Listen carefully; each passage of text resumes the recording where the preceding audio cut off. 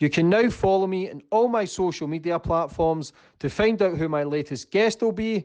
And don't forget to click the subscribe button and the notifications button so you're notified for when my next podcast goes live. I loved going to the gym to fight, like to spar, and I enjoyed it. Like I used to get a thrill, and I still do even more now, of like being hurt but hating people. I never had no mercy ever. Like all my training partners will tell you, like as much as I love them, I'm quite an evil bastard. Like I love fucking inflicting pain. At the moment, I'm just like, boxing's just a shambles. Like the best fighters aren't fighting the best fighters. Like right now, I think the fight to make at heavyweight is Tyson Fury and Joshua. I don't see. I don't know enough. That's why I say I'll never comment on stuff I don't know enough about. But why can't that fight be made? I just started having like murder with this group of lads. But at that point, the club was just going insane. I felt like everyone was having murder when I think back to it. And some lad come behind me and stabbed me, and I didn't feel it. I had a white t-shirt on, because when I looked at it after on the cameras, you see what happens. So I'm just like hitting everyone in me way. And this lad comes up and he stabs me once, and then he walks away. But I haven't moved or anything. I'm just fighting. I haven't felt it. And then he comes back around. He's like, "Fucking hell, this fucking kid's still fighting." And I remember being in the ambulance, and I was going to the woman, "Just tell me if I'm gonna die." And she wouldn't answer me. And I was going, "Just tell me if I'm..." And she kept turning her head, and I was going, they had me strapped with my arms, and I started like shaking the thing, and I was going, "Just fucking tell me if I'm gonna die." I just think back to myself, and I think when I'm talking with you now, I think like the first few months I had a girl pregnant there. I had no money. I had a little fucking shitty... I was living in a little box room with a little bit of a fan. And what was I over there for? I was chasing something. I was chasing what I'm doing now. A lot of people will come to me a lot of times, they'll go, "Well, what do you think of Conor McGregor? He hit that old fella." And I go, "I don't really give a fuck, he's a fucking unbelievable fighter. I don't really care about his thingy life." People go, "Oh, he's a wanker, him, look at how he's..." And I'm like, "Mate, how could you not change? He's had 150 million thrown at him. He's been the fucking best in the world. He's one of the most famous athletes in the world. And that all happened in such a short time."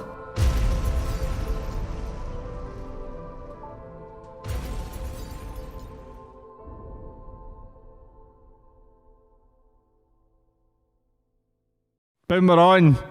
Yes, and today's guest, we've got UFC's Darren. How are we, brother? I'm good, mate. Very good. Thanks for coming on the show. No problem, mate. You've made a great name for yourself so far in the UFC. Flying, still only 27. Yeah. Like I said earlier, I feel as if you've been about for fucking 10, 20 years. I don't know if it's the noise up you give everybody online and the shit that you do, but phenomenal fighter. Yeah. Great story, especially coming from the streets to eventually achieving what you're achieving at such a young age. Phenomenal. So I take my hat off to you, brother. Thank you. How are you? I'm good, mate. Yeah, I just all trying to survive now, aren't we, with the world? Yeah. What's happening, you know what I mean? It's a weird time, innit? Yeah.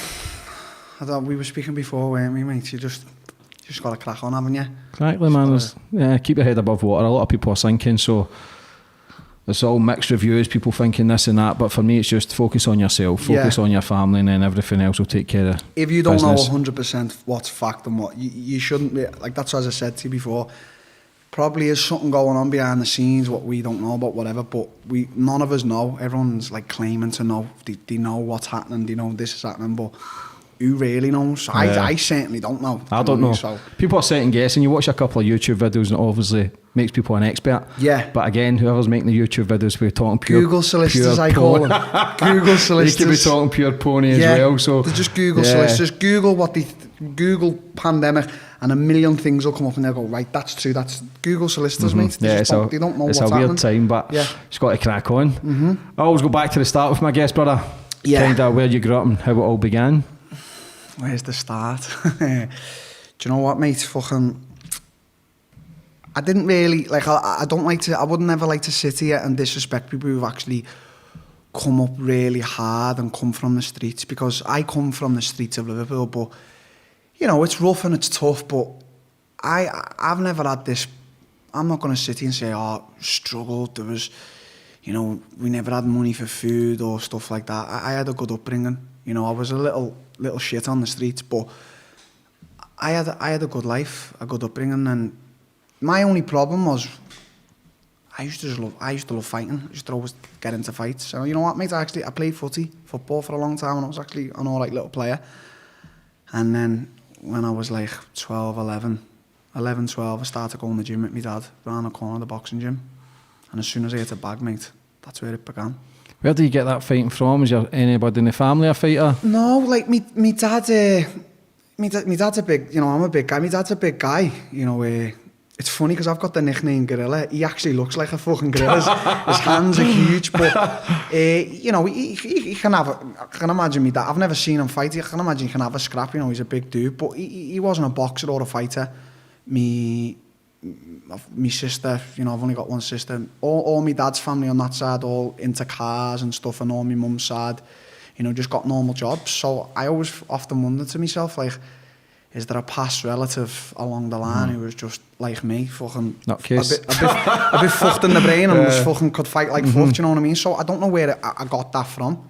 Like I can't say I got it from my dad, even though, my dad and my granddad got me into fighting at the start. When I was about 11, my dad was like, come to the boxing gym with me and we'll just, you can crack on. And from there, I just fell in love with it, and I just thought, right, I feel like I've learned what I needed to learn in school now, so I'm not going to go to school no more. I'm going to dedicate my whole self to this. So when I was about 13, I stopped.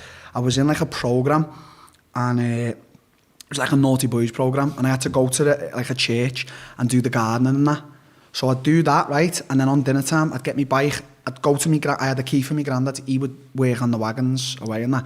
I'd sleep, and then I'd bike the gym, which was about 40 minutes, an hour maybe on the bike.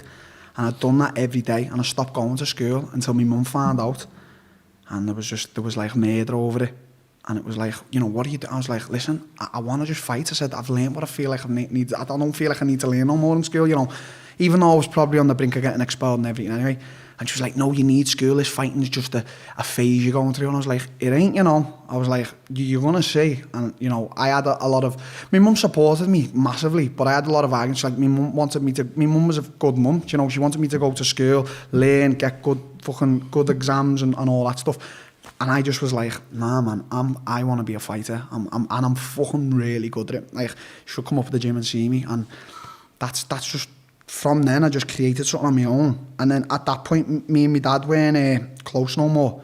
I just started taking myself off to the gym. And why were you not close? No, we just I've never really spoke about this. My dad will be watching this, but my dad split up with my mum. And then we just sort of gradually distanced. He got a new girlfriend and a new family. And it was probably more to do with me. He made attempts at speaking to me, but we just grew, distance. I wished him a happy birthday the day it was his birthday, but we don't speak. And so from then on, it was my granddad who was like, my granddad would just pay me subs for the gym. I never had no money to pay the gym at one point, and he'd just pay me subs. So I was biking to the gym. I was getting to the gym any way I could, biking.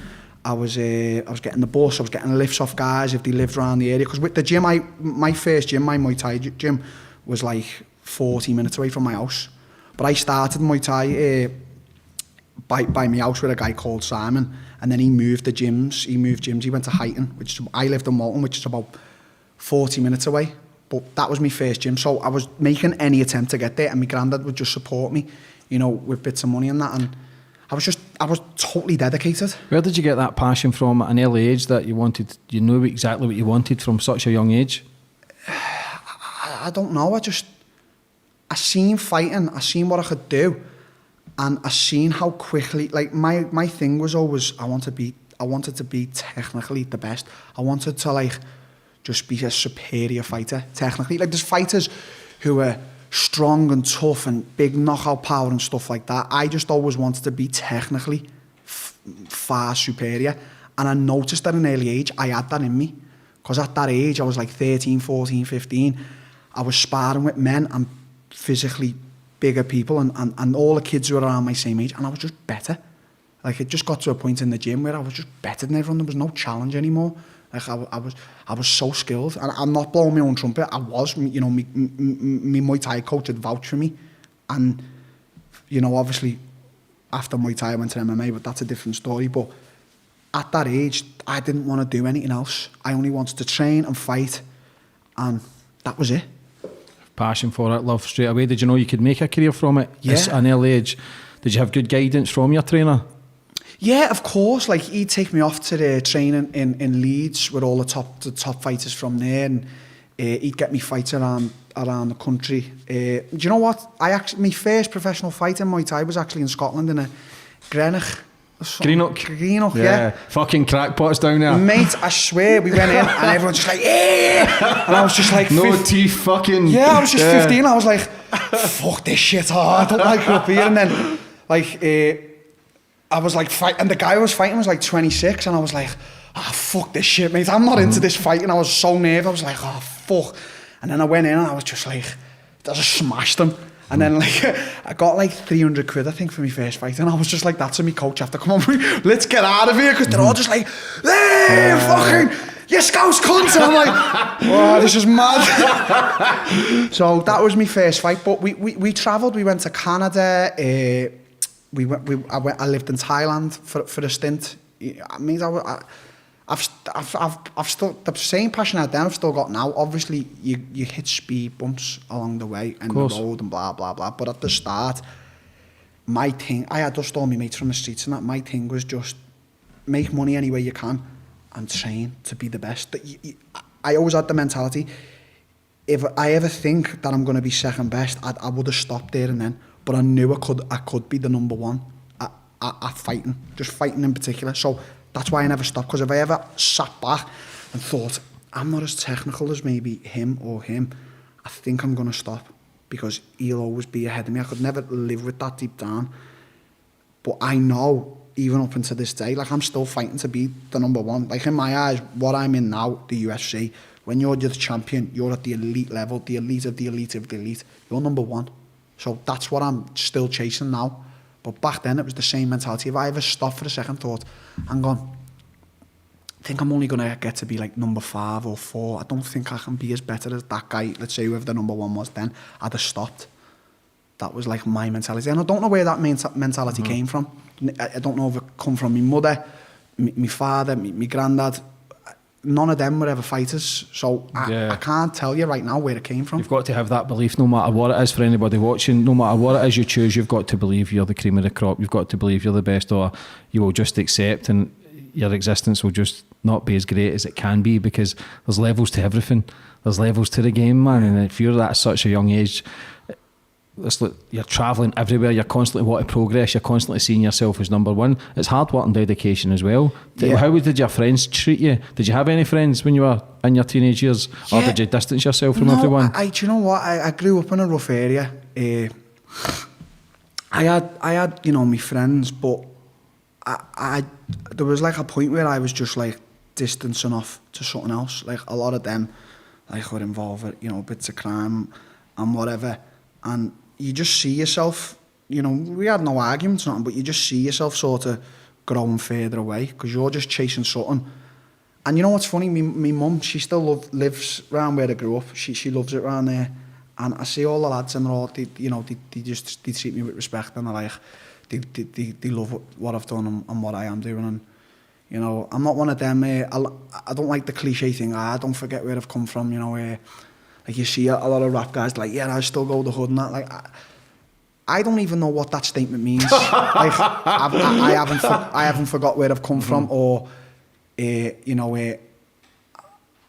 people say statements like that, and I think it's their own insecurity, because they have forgot where they've come from, and they have let money get the better of them and fame. And I would be an absolute gobshite if I said now, I haven't forgot where I've come from. Money hasn't changed. It changes all of us. Yeah, definitely. Maybe it changes you for the better or for the worse, but it definitely changes you. Mm-hmm. Do you know what I mean?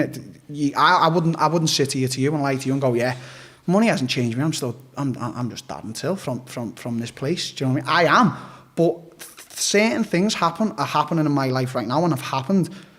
They've changed my mentality. I've had loads of money. You get this fame where you walk along, people are just like, Darren Till, and you're just like, wow, this is great. And it changes you. Of course it does. You'd be a liar if you said it didn't. Yeah, it's a weird feeling though, to a lot of people I speak to. You become a recluse. People who are then getting it, because you can't be asked, as much as people say they don't want to change. When people are constantly wanting your attention, it can be draining. Oh, of course. And you find out, fuck it, I'm just going to stay in. Yeah. Do you know what I mean? Oh, I'm the same. I get like anxiety if I think I've got to go somewhere and I'll get notes. I'm like, oh fuck, I'm going to leave that. Do you know what I mean? And listen, people say to me, do you get bored of like taking photos? And I always say, oh no, of course I love it. That's a lie. That's a blatant lie. Of course, you know, there's times when like, maybe I'm having a bad day. You know, up to this day, I've never said no. I don't, you know, for photos and that, but, or like, if people want to have a, you know, a chat. I can't have a fucking 10-minute chat with everyone, but there's days where you have your bad days, and I'd be lying if I said some days, oh no, I don't care, photos and that. Some days you just like, I just can't be arsed. Just let me get to my destination where I'm going, let me do what I'm doing. And, you know, you get a lot of guys, let's say famous guys, and they're like, oh yeah, no, fame hasn't changed me, or, you know, I don't care, I get as many photos, I've got time for everyone. No, you haven't, because if you had time for everyone, you wouldn't have no time for yourself. Yeah, your family. You have to look after yourself, number one, your family, as you just said.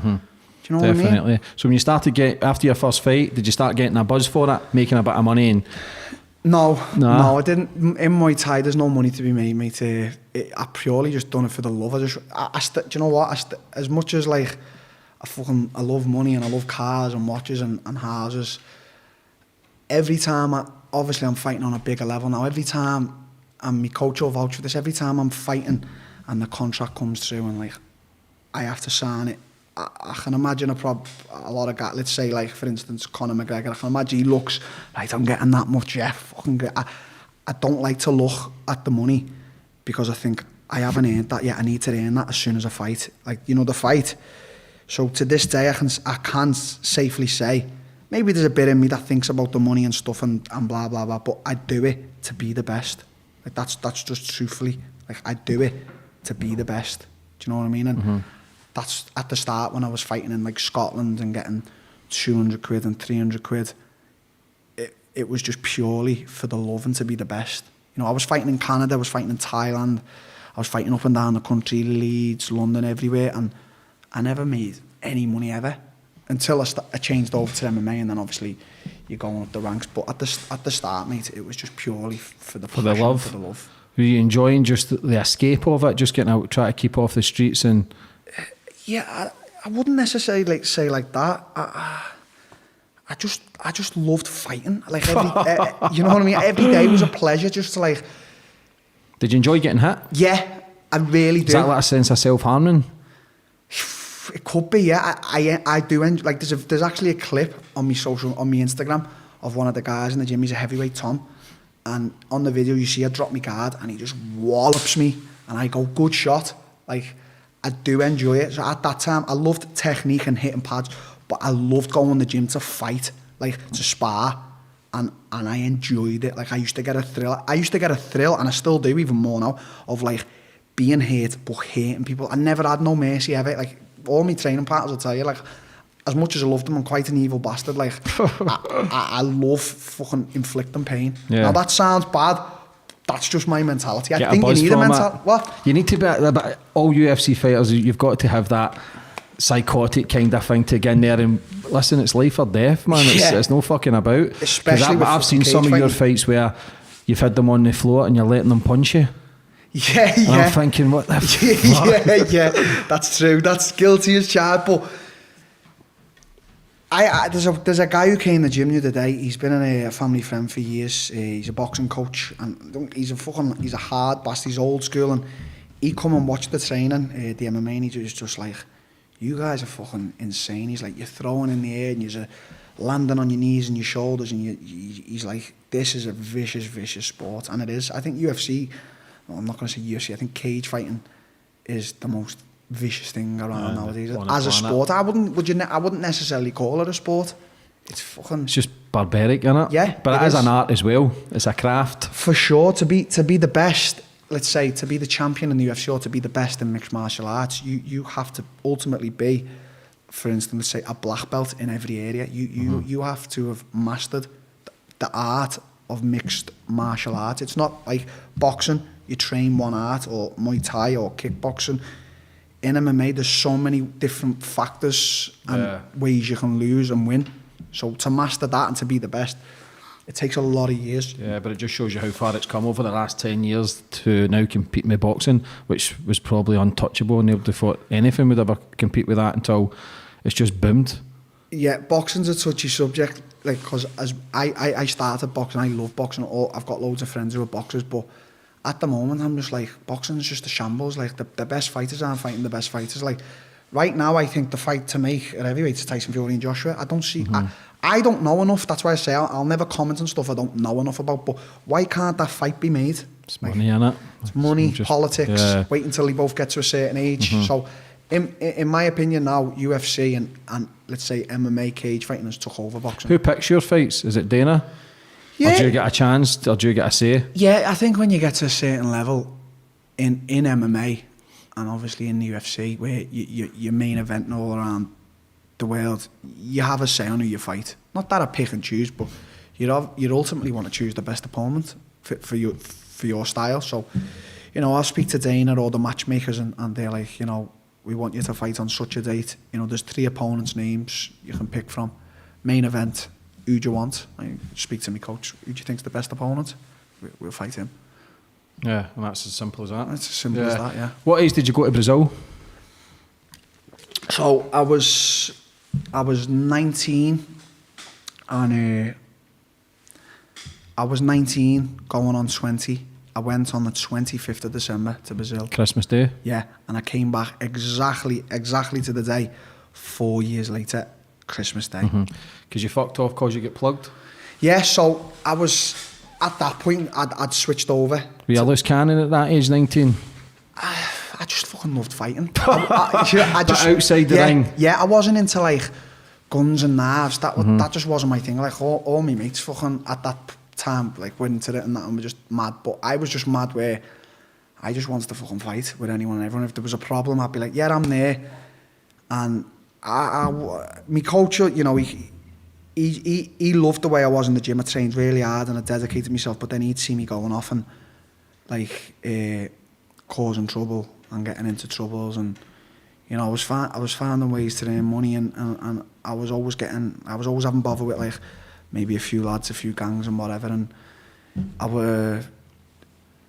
was in a party, wasn't I? And I wasn't having trouble with this gang of lads. I was just in a party, and one of my mates was just fighting with this gang of lads, and you know, obviously just fucking being psychotic, I just went over to just try and sort it. So I just started having like murder with this group of lads, but at that point the club was just going insane. I felt like everyone was having murder when I think back to it, and some lad come behind me and stabbed me, and I didn't feel it. I had a white t-shirt on, because when I looked at it after on the cameras, you see what happened. So I'm just like hitting everyone in my way, and this lad comes up and he stabs me once, and then he walks away, but I haven't moved or anything. I'm just fighting, I haven't felt it. And then he comes back around and he's like, fucking hell, this fucking kid's still fighting.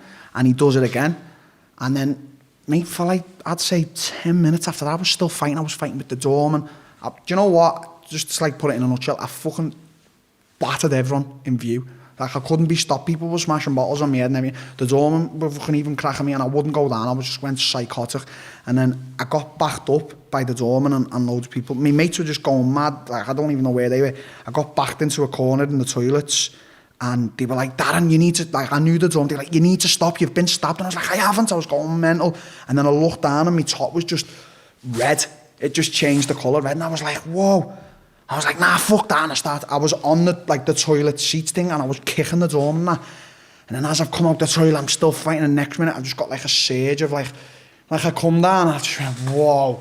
And like collapsed on the stairs. And I was like, this is what I remember back to. I was like, whoa, I can't even move. And then the doorman, they dragged me up to the front doors of the club in town. And the head doorman, he pulled me against the wall. And this is the God's honest truth, I remember this bright as day.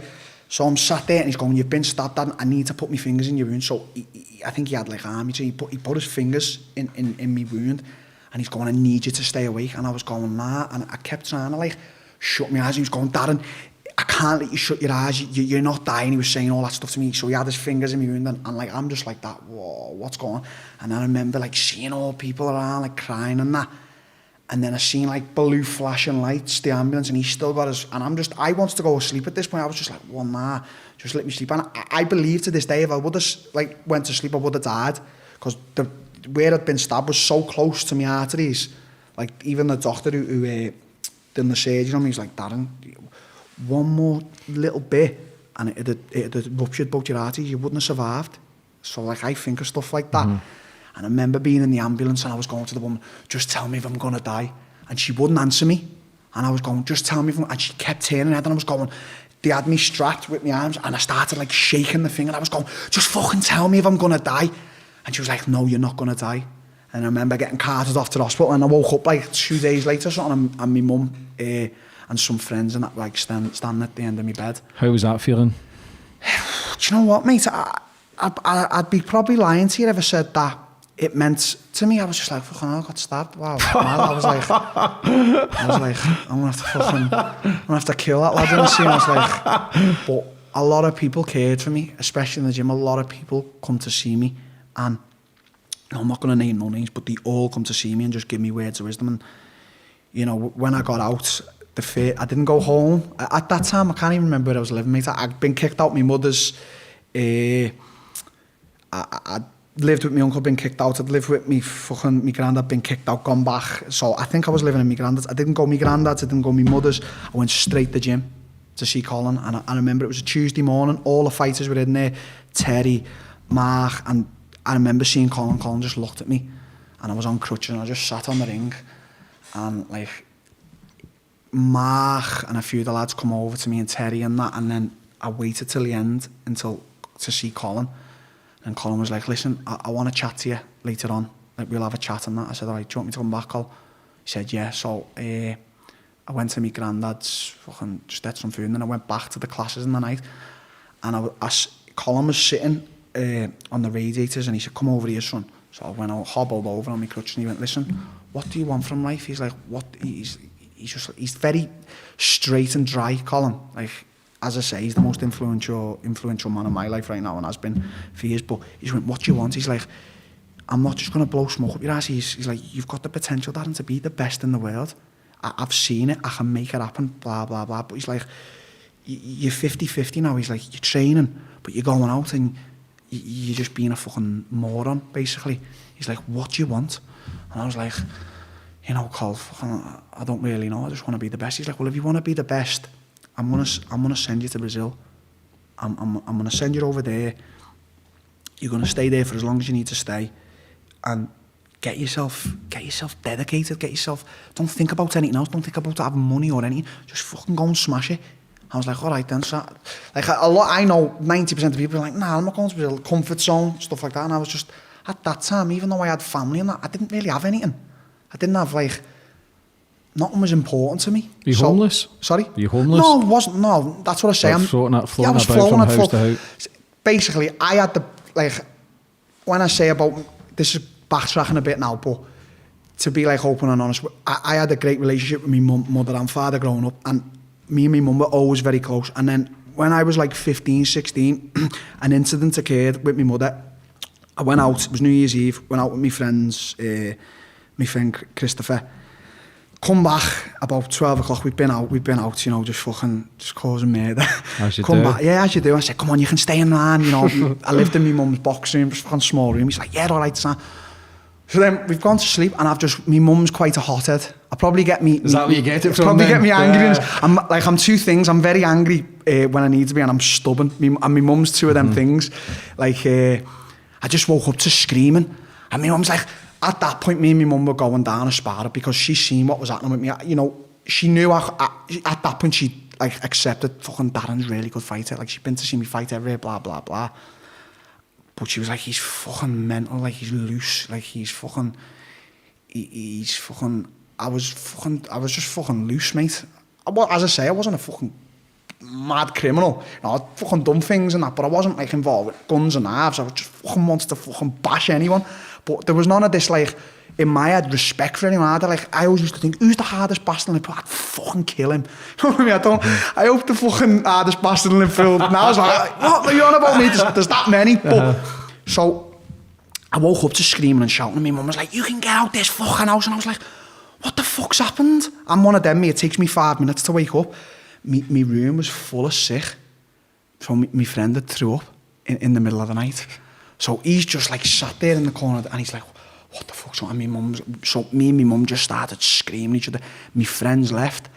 So she's at the top of the stairs at this point, and I'm at the bottom. And my mum used to like have all the shoes on the stairs. I don't know if you do that, but you put your shoes on your stairs, and she's going, I want you out this fucking house, you're a piece of shit. And I'm like, oh, fuck off. And next minute, I've grabbed the shoe and I threw it, out of anger.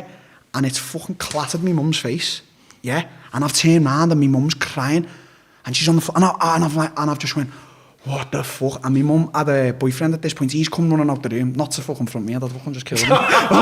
He's like, what the fuck have you done? What's going on? And I'm like, I don't know. And my mum's like just crying. And I've thought, no, I need to just go. I've ran out the house. And I don't even know where I went. I can't remember him. I thought, I'll just give it hours and my mum will be okay. When I've come back to my mum's, she wasn't there. No one was in. So I'm in my room. Next minute, I heard a knock on the door. And it was the police. So my uncle, who I'm very close with, nowadays, he knew. I'd lived in his, not at that point, he just knew that basically I was a loose cannon. And I've hurt my mother. And something needs to be done about it. Like, I don't hold no hatred towards what he done. So he rang the police. The police was like, there's been a fucking a complaint or whatever. He's like, we need to take it down the station. I was like, okay. And at this point, I didn't know what had happened. I thought, okay, whatever. So I got out the police station the next day, and I'd found out, like, me mum's fucking, like, one of her bones had, like, fractured off the boot. And I was like, what the fuck have I done? I was like, wow, I need to speak to my mother. Because at that point, me and my mum were really close. She was like my best friend. So I went off to my nan's, my mother's mum, and I was like, I need to speak to my mum. She was like, she doesn't want to speak to you. And I was like, oh, what the fuck have I done? Like, wow. So she wouldn't speak to me. And then after a few days, I was with my other nan, who's my dad's mother. And I finally got to speak to my mum. I was like, Mum, what the fuck? And she's like, Dan, you've really hurt me. She's like, I'm not even bothered about the fact that you fucking threw a boot at me. I was like, well, Mum, you know I didn't do that, like, on purpose. I was like, I fucking didn't mean it. She was like, well, you've done it. She's like, that's besides the point. You're just fucking mental. She's like, I don't want you back in the house. And I was like, okay. And then that is the story leading up until I was about 19, where I was just floating from place to place. Like, I lived in the gym, I lived in my uncle's, I lived in my granddad's, I lived with friends. I wasn't homeless, and there was never a day where I didn't go out with it. That's why I don't want to sit here and say, oh, I had a hard life, I was homeless. I wasn't. It's just people were taking you in who could handle you at that moment until you cracked up. Yeah. Mm-hmm. Like, so that was basically the story up until 19. I was just fucking in love with the gym, but I was also just in love with being a bit of a nutcase. Mm-hmm. I'm still a nutcase now, but I'm a sensible nutcase. I think before I do things. It better. You grow up, you mature. Do you think the stabbing saved your life? A lot of people ask me that. People even day to day now, they know about it, and they say, I think, if I'm being honest, for a coach like Colin to just totally send me off somewhere else, like as his student, just to, like, I don't know, I think Colin saved my life. I think that incident and Colin jumping in saved. Because I think if I'd have stayed around, maybe potentially, I could have been a world champion. But I don't want to say something cliche. If I didn't find fighting, I'd either be dead or in jail. Yeah. Every fighter says that. Shut the fuck up. I'm not going to say that. But I probably was just going down a road that maybe I wouldn't have liked. Maybe a fucking life of crime. I don't know. I'm not going to sit here and say I'm a fucking criminal, because I'm not. I've done fucking things, fucking been arrested and that, but I don't know. I just think that whole incident had to happen, and me going to Brazil and the fucking things that happened over there have just basically, I think the 4 years I spent in Brazil have just moulded me into the person I am today. Mm-hmm. Now, I'm not a great person. I've got my faults, but I like to think that them 4 years grind and fucking in the dirt moulded me, because I'll be honest, when I say like I weren't homeless and everything, them first like few months in Brazil were fucking grim and hard. Like, I was alone. How come? Because the day before I went to Brazil, I was fighting. So I'd had that stabbing. The day before I went to Brazil, there was these lads I'd had a few run-ins with, and I was in the pub, like, doing me goodbyes and that to everyone. Funny enough, that pub is where the Smiths, the boxers, the Smiths grew up around. And on that night when I was fighting, 5 minutes before I was fighting, I was speaking to the boxer there, Liam Smith. And the next minute, he's probably just looking over and going, that fucking Darren, there's something wrong with him. He's fucking, look at him over there, he's fucking having murder with lads again. And I remember just fucking having made with these guys. One guy glassed me and everything, and I went and got stitched up at the hospital. Come back the same booze. I tried to have like murder. One of them actually fucking clipped me, like with a good shot. Really, not a fight. He fucking hit me. I was like, fucking hell, that was fast. But got on the plane, and I'm like just on this plane, 2 black eyes, stitches everywhere, and people are just looking at me and just sat there like that. Fuck are these consoles? And then I got to Brazil. And Colin's sort of affiliate out there, Marcelo Brigadeiro, who took me in, as to say, was greeting me at the airport, and he was like, what the fuck's happened here? Till he's like, we need to just change this. And then from there, mate, I booked the ticket from the 25th of December to the 13th of June. I was going to stay there for 6 months. And a series of events just must have, maybe, I don't believe in all, I don't know what I believe in really, to be honest, but maybe the world wanted me to stay there longer, or I don't know, maybe the world wanted me to have my daughter I've got over there now. It was tough, but the things I got from it, I got to the UFC, I got my daughter, I found friends, lifelong friends, I found a new language, I found different parts of the world that you'd probably never see a lad from Liverpool. So, Brazil was just fucking mental. Yeah, that takes a lot of bottle though at 19 to take jump, but that shows you your character to realise that you were going down a fucked up road, that the 2 options probably were, like you say, it is cliche, but prison or dead, because you potentially would have probably killed someone at that age, with the violence, the anger, the frustration. That's only at 19. So once you start hitting 22, 23, 24, you become an even different animal. Liverpool's a violent place as well. Million %. It's funny because you have these conversations with your mates and you go like, oh, he's the craziest.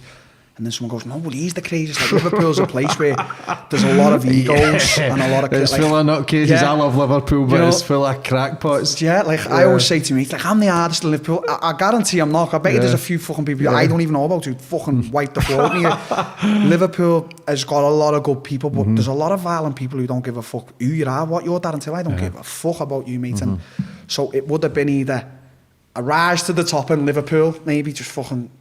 whatever, or it'd have been, this Darren Till's getting out of him, we need to fucking sort him out. Yeah, whatever. too violent. Yeah, it could have been maybe a life or death, but that's all here and now, isn't it? It's all in the past, and it moulds you. Yeah, and that's what builds your character, and I think that's why you're so well liked, because you're unpredictable. Very. Do you know what I mean? And I think that's why people love you. I think that's why you've got your whole city behind you. Yeah, I like to think that these events and all, I'm one of them, me. I'm probably never going to gain. I'm probably never going to be like a model boy, like, let's say, Anthony Joshua, who wants to come. Like, I'm not the biggest fan of Anthony Joshua, but I'm just using him as an example. Like, I think he's a fucking terrific boxer. I think he's going to, but he's like in the Google adverts and the links, and he's probably just a great person. And then you've got me, who just fucking slags everyone off at every point. I'm sort of like, I'll just say things what I believe in, and no one's going to stand next to me and go, Darren, you shouldn't really say that, because some people aren't going to agree with it. Like, if you say that, a lot of footballers are protected by agents and that, like what they can say and can't say. UFC fighters, MMA fighters are a little bit different, a little bit more rugged, and I'm probably the most rugged out of all of them. Like, I'll just say what I believe in and then deal with the consequences after, whether that's good or bad. Do you know what I mean? It's just your character. Just my character. Don't change for no one. It's just, that's what sells fights as well. And the UFC's like that. You can't, as a free-for-all. Yeah, but like going back to Brazil, that's probably where my mentality came from, because I was just like moulding myself day by day. I didn't know where the next bit of money was coming for rent. Then at that point I was training in the gym, like with all these fucking mad favela Brazilians. Like, I've been to some favelas and I've seen some fucking things. Like, I've seen about 5 dead people over there, and I've had fucking fights with favela kids over there. Like, the maddest thing you could do, and like, Brazil's just fucking mental. And as soon as I would have suited you to a tea then. But like a little mental kid like me going there and seeing what real is mental, like poor and favelas and all that, you think, wow, like Liverpool ain't got shit, like England ain't got shit. It's on luxury this. Here compared to some places. It is. I was in a great place, don't get me wrong, the city I lived in was great, it's like a first world country, but just everything. I got there in fucking the start of January, and it's like, I seen the girl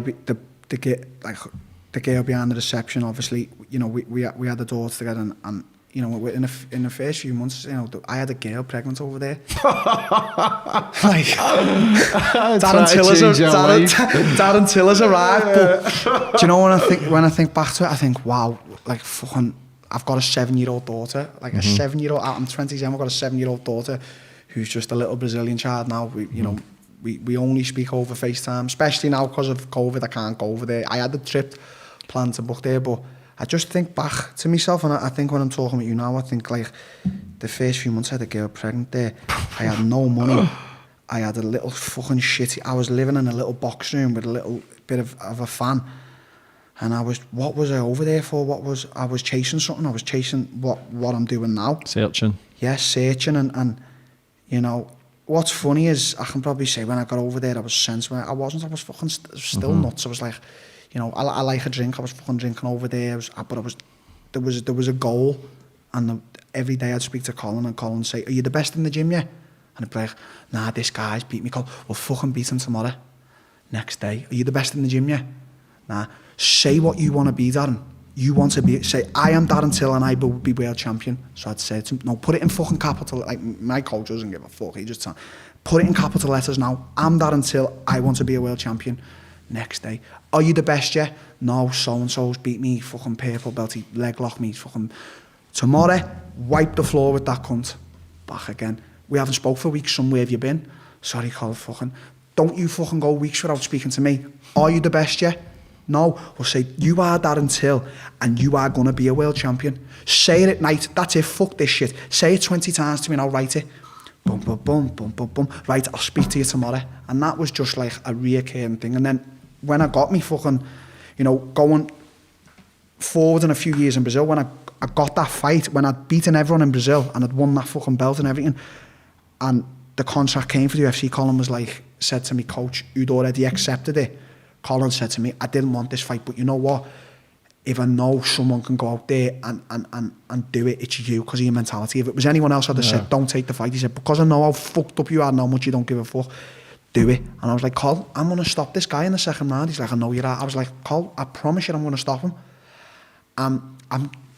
Since I'm here now and I've had a few losses in my life and I'm learning a lot more, I'm still trying to find a way to get, like, that confidence at that time was just fucking unbelievable. I didn't give a fuck for no one. Every day was like, I say I don't wake up early now because I'm one of them. I like to get up late, like 9-10 o'clock. I like to wake up. I used to wake up at 6 o'clock, and my daily grind was wake up, go and teach privates, go to the gym, come home, wolf your dinner, go back out, teach privates, train, come home, wolf your dinner. In Brazil, they have the gyms open till very late. Go back out teaching 11 o'clock, right? Strength and conditioning. Yeah. And that was just me every fucking single day. And I was thinking, there ain't no cunt in this fucking... Who's the number one in Brazil? And he's the guy I beat in my debut in UFC. His name's Wendell. It's big, fucking big, massive, huge black guy with arms like this. And I was just used to think, you're the number one cunt, I'm going to get you. So beating everyone. But that was just my daily grind. Wake up, teach, train, but speak to Colin, come back. Are you the best wrestler yet? You need to be the best wrestler, Darren, so these cunts can't take you down. So you need to pick me wrestling coach out there, Tim Rubik, his brain. Every day, Darren, pick his brain, Darren, every day. And that was just my life over there. And why was Colin Heron? I've watched a few of his videos, seems very nice, but I've spoke to the boys and they say he's actually a nutcase as well. He's saying, why, you seem like a man who wouldn't listen to anyone. Why have you got so much respect for Colin? This question come up the other day. I was actually speaking to a friend who's having a bit of trouble with his son now. His son's a boxer, and his son's getting to that age now where he's starting to, like, his dad's a big fucking lump and he's starting to size his dad up. Like, I could take him, and he said to me, "Dad, I don't know what to do," because he probably would fuck me. I have to grab him. He's like, what was you like? I was like, well, to be honest, my dad's a fucking... You know, I used to get a belt off my dad. My dad's a big fucker. I said, but when I got to like 15, I was like, nah, this cunt ain't giving me no belts no more. Not a chance. Fuck that. I'm 15. I'm growing into a man. Try and touch me, son. See what happens. Slip bang. So he just said to me, he said, I said, yeah. I said, I don't really give a fuck for no one fighting. I said, you know, if someone threatens me, they're going to shoot me, I'd be like, oh, fuck, I don't need that shit. But for fighting terms, my dad, I don't fucking fear no man. I went, but I fear Colin. And he went, why Colin then? I said, I can't even tell you. I said, I'm just absolutely shaking of Colin. And then he turned around, he's like, he trains in a gym, and he's a big fucking dude. He was like, yeah, I am as well. And everyone says the same thing. Like he's fucking one of the most respected men. I think it's just the way he is. He just takes no bullshit. He's straight. He doesn't have no morons around him. And everything he does, I believe 100% is just for the good. Like he's not motivated by money, even though he says to me, come on, when are we going to make our 10 million? He deserves that. I don't deserve that UFC world title. Colin Heron deserves that UFC world title. You know, the guys who've helped me through the gym, coming up through the years, deserve that. But ultimately, when I get that UFC world, like I'll feel like when I win that UFC world title, I'll have completed life. Everything after that then is a bonus, because I haven't been looking past that. Like I'll just have to sit back and enjoy my kids and my family now. When people say, yeah, because you're doing it for your kids, and I'm like, no, I'm not. I'm not doing it for my kids at all. I got in this to do it for me. Yeah, they are going to reap the benefits of their father being a champion and having money and being able to brag to their mates about. I'm doing this for me, mate. But ultimately, when I get that UFC strap wrapped around me, it's coming straight off and it's getting wrapped around Colin, because he deserves it. And that's what my friend was like. He was saying, why does Colin, like, why is Colin the only man then? I said, I can't even tell you myself. I said, I've just got so much respect and I'm so disciplined. Like, I don't put a foot wrong out in that gym. When I'm in that gym, I don't put a foot wrong. Like, I've never answered them back. I've never done as what I shouldn't do. It's outside the gym. He hates me. Do you know what I mean? Like, the cameras are off. I've had a few belts off. I'm like, what the fuck are you doing that for? Like, when I got caught robbing the taxi in I was about to say Marbella because we were talking about is that another one? Yeah, in Tenerife, and I remember just getting the phone call off Colin and my friend John, and they're like, you fucking come when you get back here, we're gonna fuck you. And I was like, that's me. Well, you're not gonna fuck me if Colin's gonna fuck me. And I got back and Colin's just like, you fucking little cunt. He's grabbing me, and I'm like, Colin, I'm sorry. He's like, get up to the office now. He's got an office. Like, get up there now, you little cunt. And it's been that way since the start with Colin, and he's just the only man. Because if you said any other man now, I'd say I don't really give a fuck. But he seems to have ingrained that winning mentality. See that repetitive with believing yourself, you're going to be world champion. You tell yourself that stuff enough, you will eventually believe it. He seems to be on the path of the law of attraction and knowing what's going to be done and believing in yourself completely. I think totally. There's method behind what he says and what he does. And to go back to it, I'm like trying to find that what me and Colin used to have, because we see each other every day now. But in Brazil, it was just a tad different. It was just like every single day he was on me, and every single day my goal was just to not even be the best fighter in the world. It was to just annihilate the guys in the gym. And that, I'm not saying that in a bad sense. I don't want to injure long-term injure my partners. But his thing was, you need to be the best in that gym, then you need to do whatever it takes. And don't get me wrong, when I was in Brazil, like, I'm not coming off here as I was 100% dedicated. I was, but on a Friday night, I'd still go out and have a booze and do mad things. Do you know what I mean? It was just a bit more. It was a little bit different because I had nothing. Didn't have anything. I didn't have. I remember I used to question myself on a Friday when I'd be paid, and I'd be like, right, you've got enough money here now to either pay your rent or eat sushi. Yeah? And sushi in Brazil is lovely. A luxury. It's a luxury. And at that point, I didn't have that luxury, so it was either pay your rent or eat sushi. Can you guess what won every time? Sushi, mate. Won every time. And there used to be the girl who used to fucking collect our rent. She was an old woman. She was a nice person, but she fucking didn't take one for the team, did you, every month? And you tell us the truth, yeah, mate. I'll have to tell the truth. No, I didn't. You know when you say that, I should have took one for the team now, because the murder I used to have for it over fucking missing me rent. But James, do you know what? If I could rewind time now and, you know, take one for the team, I think I would. But that was it every Friday, and then she'd be knocking on Saturday, where's the rent? And I'd be like, oh, I've got no rent. I'll have to just pay you fucking. I have to pay you next. I've always had this mentality, mate. You know, where with money, if I haven't got it, I'm just going to tell you I haven't got it. Like, if I owed someone money and they're like, they say, I know they're fucking just mental. If you don't pay them that, then they'll get. I just ring up, like, listen, I haven't got your money. You know, I just have to expect what you're going to do to me. Yeah. You know, like, do you feel as if something's kind of amiss? There's a wee link there from being 19 to where you are now. Do you not feel as if you've got that fire, the killing mentality that you had then to now? Do you think there's something that you need to improve on? Yeah. See, as I say, James, there ain't no one here next to me saying, Darren, say this, say that. I'll say to you what comes to mind, whether it be good or bad. I think that's the best remedy. Now, that's lost me sponsors in my life.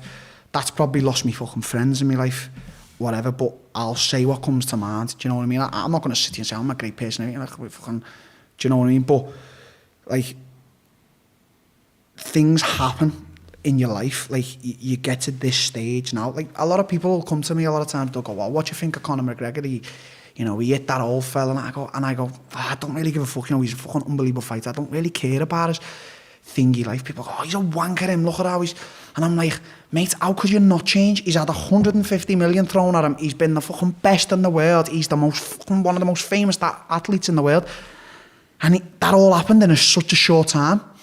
Do you know what I mean? Like, can you just imagine? Like, he's got 50 million followers on Instagram. He's got fucking millions. He's got every cunt wanting a piece of him. That's all happened fast. Now, man, happened like that. Obviously not on his scale. I'm still working to get there. But I come back from Brazil and just had fights, then had my big fight, and then just like came into money, cars, watches, fame, glory, people, everyone wanting a piece, do this, do that, and it's just like you sort of lose which way you're going. Like, am I going? Like, there'll be days I wake up and I'm like, I'm putting too much time and effort into like my brands here, like my watch brand or Raw Dog, or I'm putting too much time and effort into building my house up. And I think, like, Darren, fuck everyone off, shut your businesses down, fuck your bird and kids off, put them in the street, get back to fighting. I'll have them days where I wake up and I'm like, no, you've put too much time into this. And in Brazil, there was none of that. In Brazil, it was literally just train, eat, drink fucking beers, fight. Train, eat. There was no money, there was no clothes, there was no cars, there was no bills. No responsibilities. There was nothing. There was make your money for your kid and fight. And just do that, and that was it, mate. Now it's like I've got responsibilities in Brazil. Like, I can't miss a payment with my daughter. I had to go to court and everything over that. I have set up payments monthly. I pay way more than I should anyway. I always give extras because I want to see my child have everything. Of course. But I've got that, so every month I'm thinking, right, I have to pay that.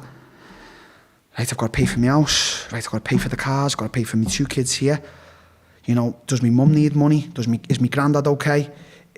Are my businesses doing good? Have I put that post on Instagram? Oh, so-and-so asked me to tag them in this story. I'm not getting nothing out of it, but just because they've asked me, I feel like I'm not one of them. I won't do it for him, but you know what I mean? Just got all that, and it's like, hey, Darren, fucking, you forgot about fighting. You forgot about the most important thing that you're here for.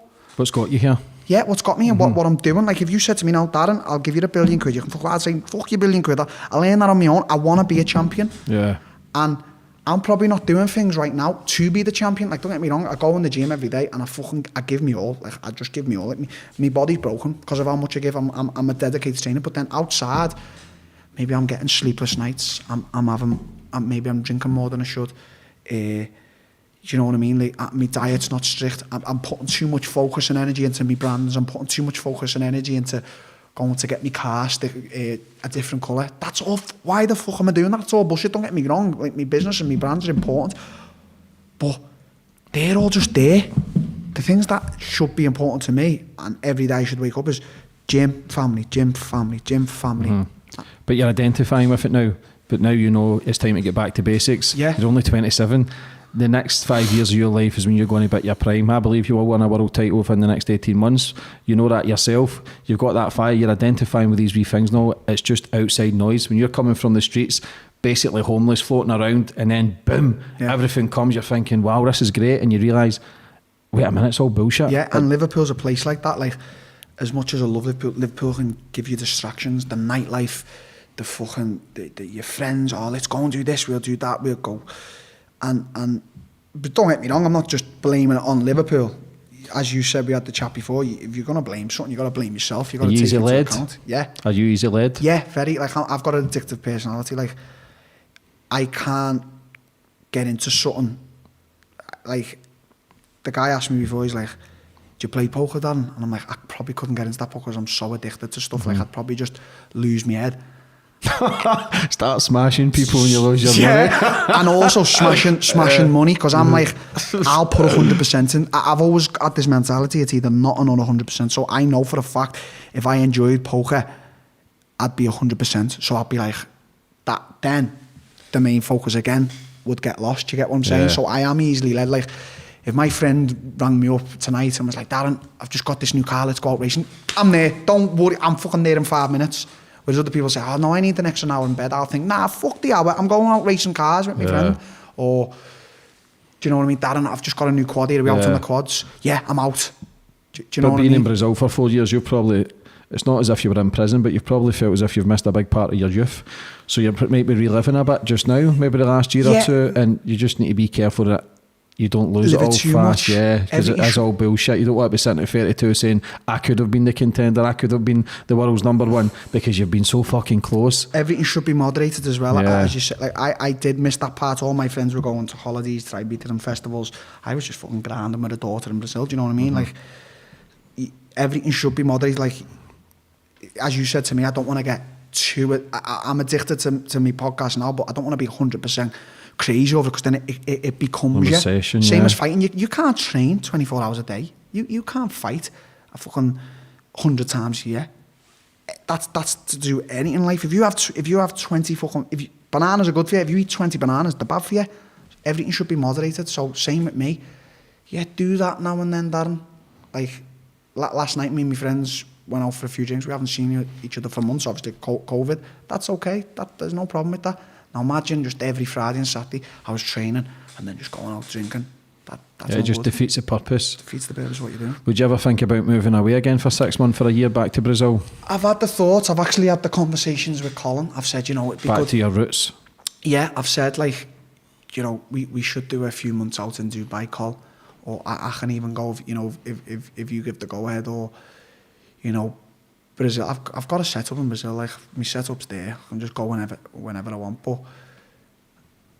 I would also, I'm one of them, me as well. Like, I'm not trying to say I like to run away from my problems, but I like to get away. Like, people, something could happen, and be like, oh, I need to get off here. And be like, nah, you're running away from your problems. Nah, I just need to go and clean my head, man. Like, I would ultimately love to just get back to Brazil for 6 months, or we've got a set up in Dubai, go to Dubai for 6 months, or I like doing little things like that. I've done it to Thailand, I've done it to Romania, you know.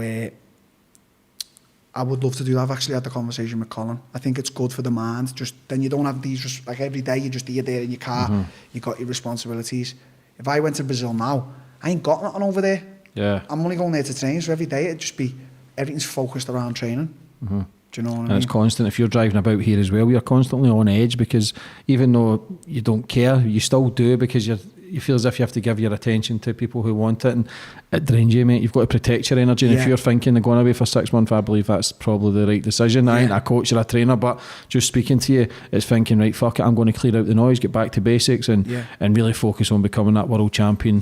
Do you know what I mean? It looks like Connor's doing the same thing now. He's obviously had his rise and maybe a little bit of a tumble, but like, when you look at him now on social media, it looks like he's in just a little cupboard of a gym. Of course, you've got to be. It's like he's back you to look at his first videos, I'm going to be double champion, I'm going to get all the money I want, including yourself, I'm going to be, nobody can beat me. You've had the belief then, but same as Tyson Fury, when your goals are set, the law of attraction kicks into play, you've focused on it, you already believe you've got it. And Conor McGregor won the 2 belts, he kind of achieved everything. The fire kind of goes out a bit, and you feel as if what's it to fight for? Same as Tyson Fury, won all the belts, all the money, end up in the biggest depression ever. So it's again, I've actually spoke to him about it. You know what I mean? Well, it's crazy. Like, he says that, and people actually don't believe me. I was just fucking like close to suicide every day, and I was just waking up and I was fucking smashing the fucking booze and drugs gear, and the booze, and I was fucking driving me Ferrari, and I wanted to fucking kill myself and that. And I watched it on the Joe Rogan as well, but I've actually spoke to him personally about it, and he's just like, I don't know what I was doing that, and then something just clicked, and he was like, nah, fuck this, mate, I can be the best here. Why am I fat as fuck? What am I doing this for? And then now look at him, he's like my biggest inspiration. I just look at him, I think, what, he's the main fucking man, mate. Phenomenal, the shift in the mindset. But again, these are the ones then who's been there, and kind of the fire went out a bit to go, right, what made you change? They've got the key, they've done it. It's to block out all the noise, everybody that wants a piece of you. I think, as you said to me as well, I'm one of these people, mate, I'm all or nothing, but I'm easily led. So I'll be all in, you know, like I am very easily led. Like, as much as I've got a strong mind, I've got a very weak mind, because if you put 10 cheeseburgers in front of me now, I'm eating them. So would I. You don't have to make weight though. Same thing. I actually seen an interview. I feel like I keep harping on about Conor McGregor, but I seen he done a documentary and he said, we have rules in this house in the fridge, you know, just meats and processed and eggs and stuff like that, because if someone puts a cake in the fridge, I'm gonna eat the thing. And I'm the same. Like, if I had to make weight next week and you put 10 burgers in front of me, I just do not give a fuck what anyone says. Colin could even be there. I'm eating them 10 burgers, mate. Do you think that fight could ever happen at 170, you and Conor McGregor? No, I think that was just like...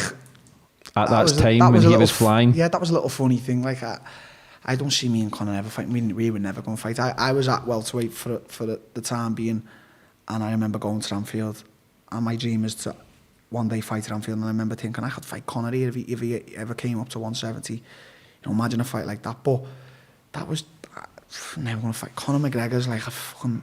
I know he's fighting at welterweight now, but he's a featherweight. I'm like... I know I'm gone up a weight now, I'm like a middleweight, but even with me time off after Whittaker now, like I'm fucking size me, I'm like a fucking light heavyweight now. Yeah, it's phenomenal what Conor McGregor's done to be fighting at 3 different divisions, to winning 2 belts, to have created everything he's set out to. You've got to take your hat off to that, your hat off to him, especially when you came from the streets as well. But again, to be then becoming on path to be a billionaire, that shit's going to affect you, because you're thinking, what the fuck is going on? Do you know what I mean? To be flying on private planes, to be on welfare, to then flying in private planes, it's nuts, because you're not taught. Has anybody ever come into UFC and tell you how to manage money? It's a funny... see, I know the footballers and all that, they have agents, they have people around them. Do this, don't do that. Darren, come on. Let's, you know, say for instance, one of the footballers up and coming. MMA is a bit more rugged and rigid. Like I was telling you about when I was sponsored by Gymshark. Like, so when they initially came to me, it was like... you know, we looked at their brand and it's like they're like sort of, they're targeting the fitness model industry, like your IG influencers, you know, that's what I mean, they're $1 billion company now. They've absolutely smashed the back off. Fair play, man. So I remember them coming to me, and I remember Colin saying to me, it's mad the way they want to sponsor you, Darren, because you're totally against everything they're for. Like, you're just, like, the first meeting we had with them, I remember them saying, Darren, you see these memes you put up in like 2017, don't do that while you're sponsored. But I was like, fuck, it was a meme, right? And it was like a little fucking gremlin stuck on someone's body, and the meme was like when you've had a wank and you can't be bothered washing your cum off, and it was like, it was disgusting. It's like, Darren, and I was thinking, okay, I can moderate it, but yous aren't half playing a like a ballsy game, getting involved with me. And from the start, you know, like the guys who came to me and who sponsored me, they're great guys, you know, they were sound and funny, but I was permanently being told off, you know, because like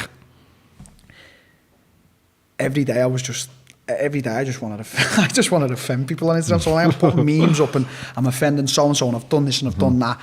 And it was like it was a mad relationship, because they loved me and they were like, yeah, this Darren's going to be a champion. We love everything he's about. He's about the streets of Liverpool and blah, blah, blah. But at the same time, their company head and their company base is all about like these Instagram clean fitness. cut. Yeah. So clean cut. I was their first ever like professional athlete, like fighter, let's say, that signed with them. And, you know, great relationship, but from the off, it was just always like that. And then I had obviously my first loss, and then my second loss, and then like the taxi thing happened, and they sort of was like, you know, we're going to have to let you go, Dan. And I never hold no hard feelings towards them. Maybe it would have been nice to speak to them face to face and that, but... So they didn't do it face to face? No, the guy who I had a good relationship, he just rang me and he's like, Darren, you know, I think they had bosses involved, like... Or did they use that as an excuse because you got a loss? Could be.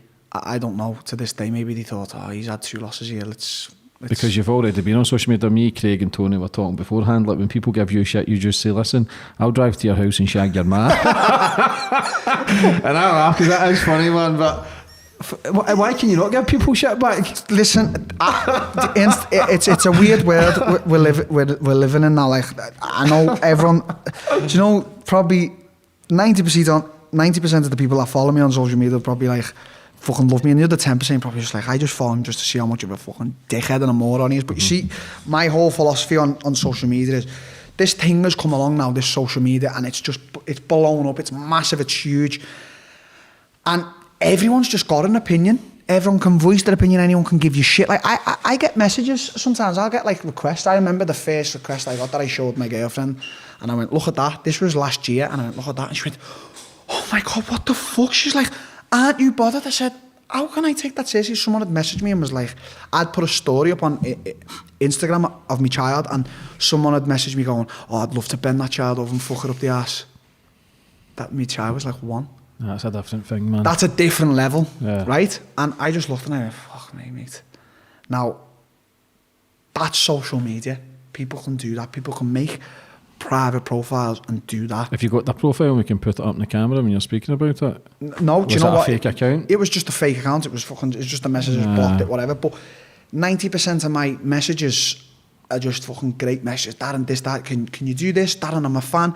And you get the 10% where it's like, and especially how I've got my audience, like, my fan base are a little fan base on Instagram. It's all like, I think they just wait for me to comment and give shit, and they're all there, like, with the popcorn, like, oh, it's gonna go off. It's gonna go off. Like, I've got a brand made of, like, causing shit. So causing shit to one of the other fighters. You know, Mike Perry, yeah. So that is my whole thing. But my mentality is I just don't take social media serious in any way or shape or form. Right now I've got 2 businesses I've opened with it, and they're all online, social media based, and they're you know, they're my things. But everything else, like, I just don't take myself too serious. I just try to have a laugh. I try to put up stuff that I think's funny. If you follow me, you think it's funny, Sad, we can congregate, then I'll put stuff up and people like, people comment because they want to reply. So people be like, Darren, you fucking cunt. And I'll be like, your ma's a cunt, you silly little cunt. and then they message back on, love that, mate. Love the reply, big fan. That's like what I've created, but it's cause I just don't take social media serious in any way, shape or form. How did the beef start with you and Mike Perry? Was it true that you wanted to corner his fight and then fight him after the fight? I think he's going to fight me when he ultimately sees me. I'm going to have to like have some security because he's a hard little bastard. But no, it's a funny story with Mike. Me and Mike had an argument in 2017 after my fight with Cowboy. So he got up on the cage and I was just like, we can fight. And then I seen him after that on the bus with his girlfriend, and I'm like, all my fans, I had like 5,000 fans. I'm like, all my fans are with me. I'm not going to go and start some shit while he's with his girlfriend. So I just looked at him and I just gave him a nod. And then I seen him at the airport, and some of my friends who were like right up for the fight, they were like, I'll go over now and just take his jaw off. And I was like, you can't do that, mate. He's with his fucking girlfriend. So, you know, I just like sort of looked at him, nodded. And then in 2018, we was at the same hotel in the UFC, and it's actually on video. He just come over to me. He's like, no, he said to me on the bus, he was like, do you want to spar later?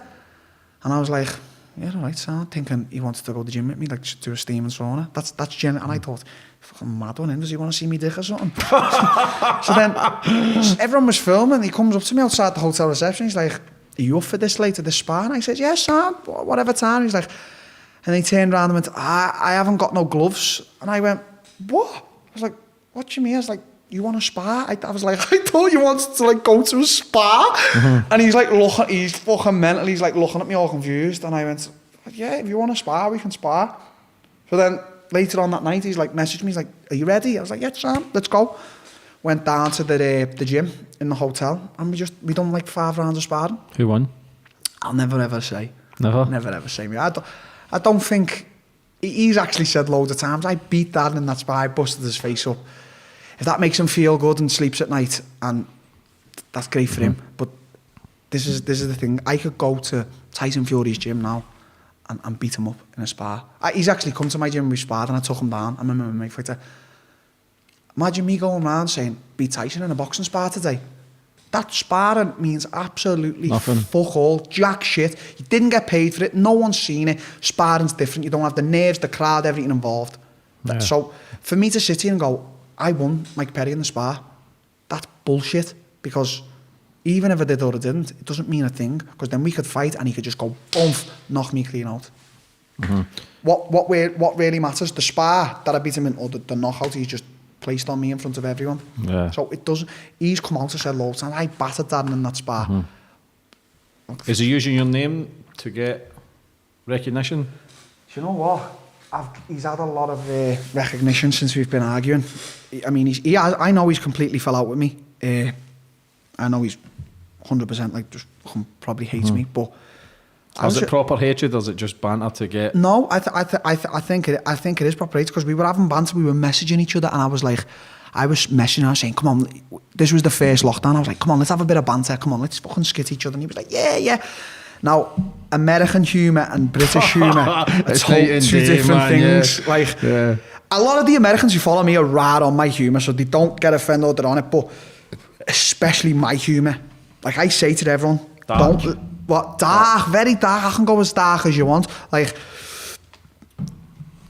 don't let all that offend you, stuff and that. So we were having back and forth, calling each other fat cunts and blah, blah. And then one day I just was like, listen, you little fat cunt on his hands. Like, I will fucking smash your jaw clean off and then I'll raw dog your beard.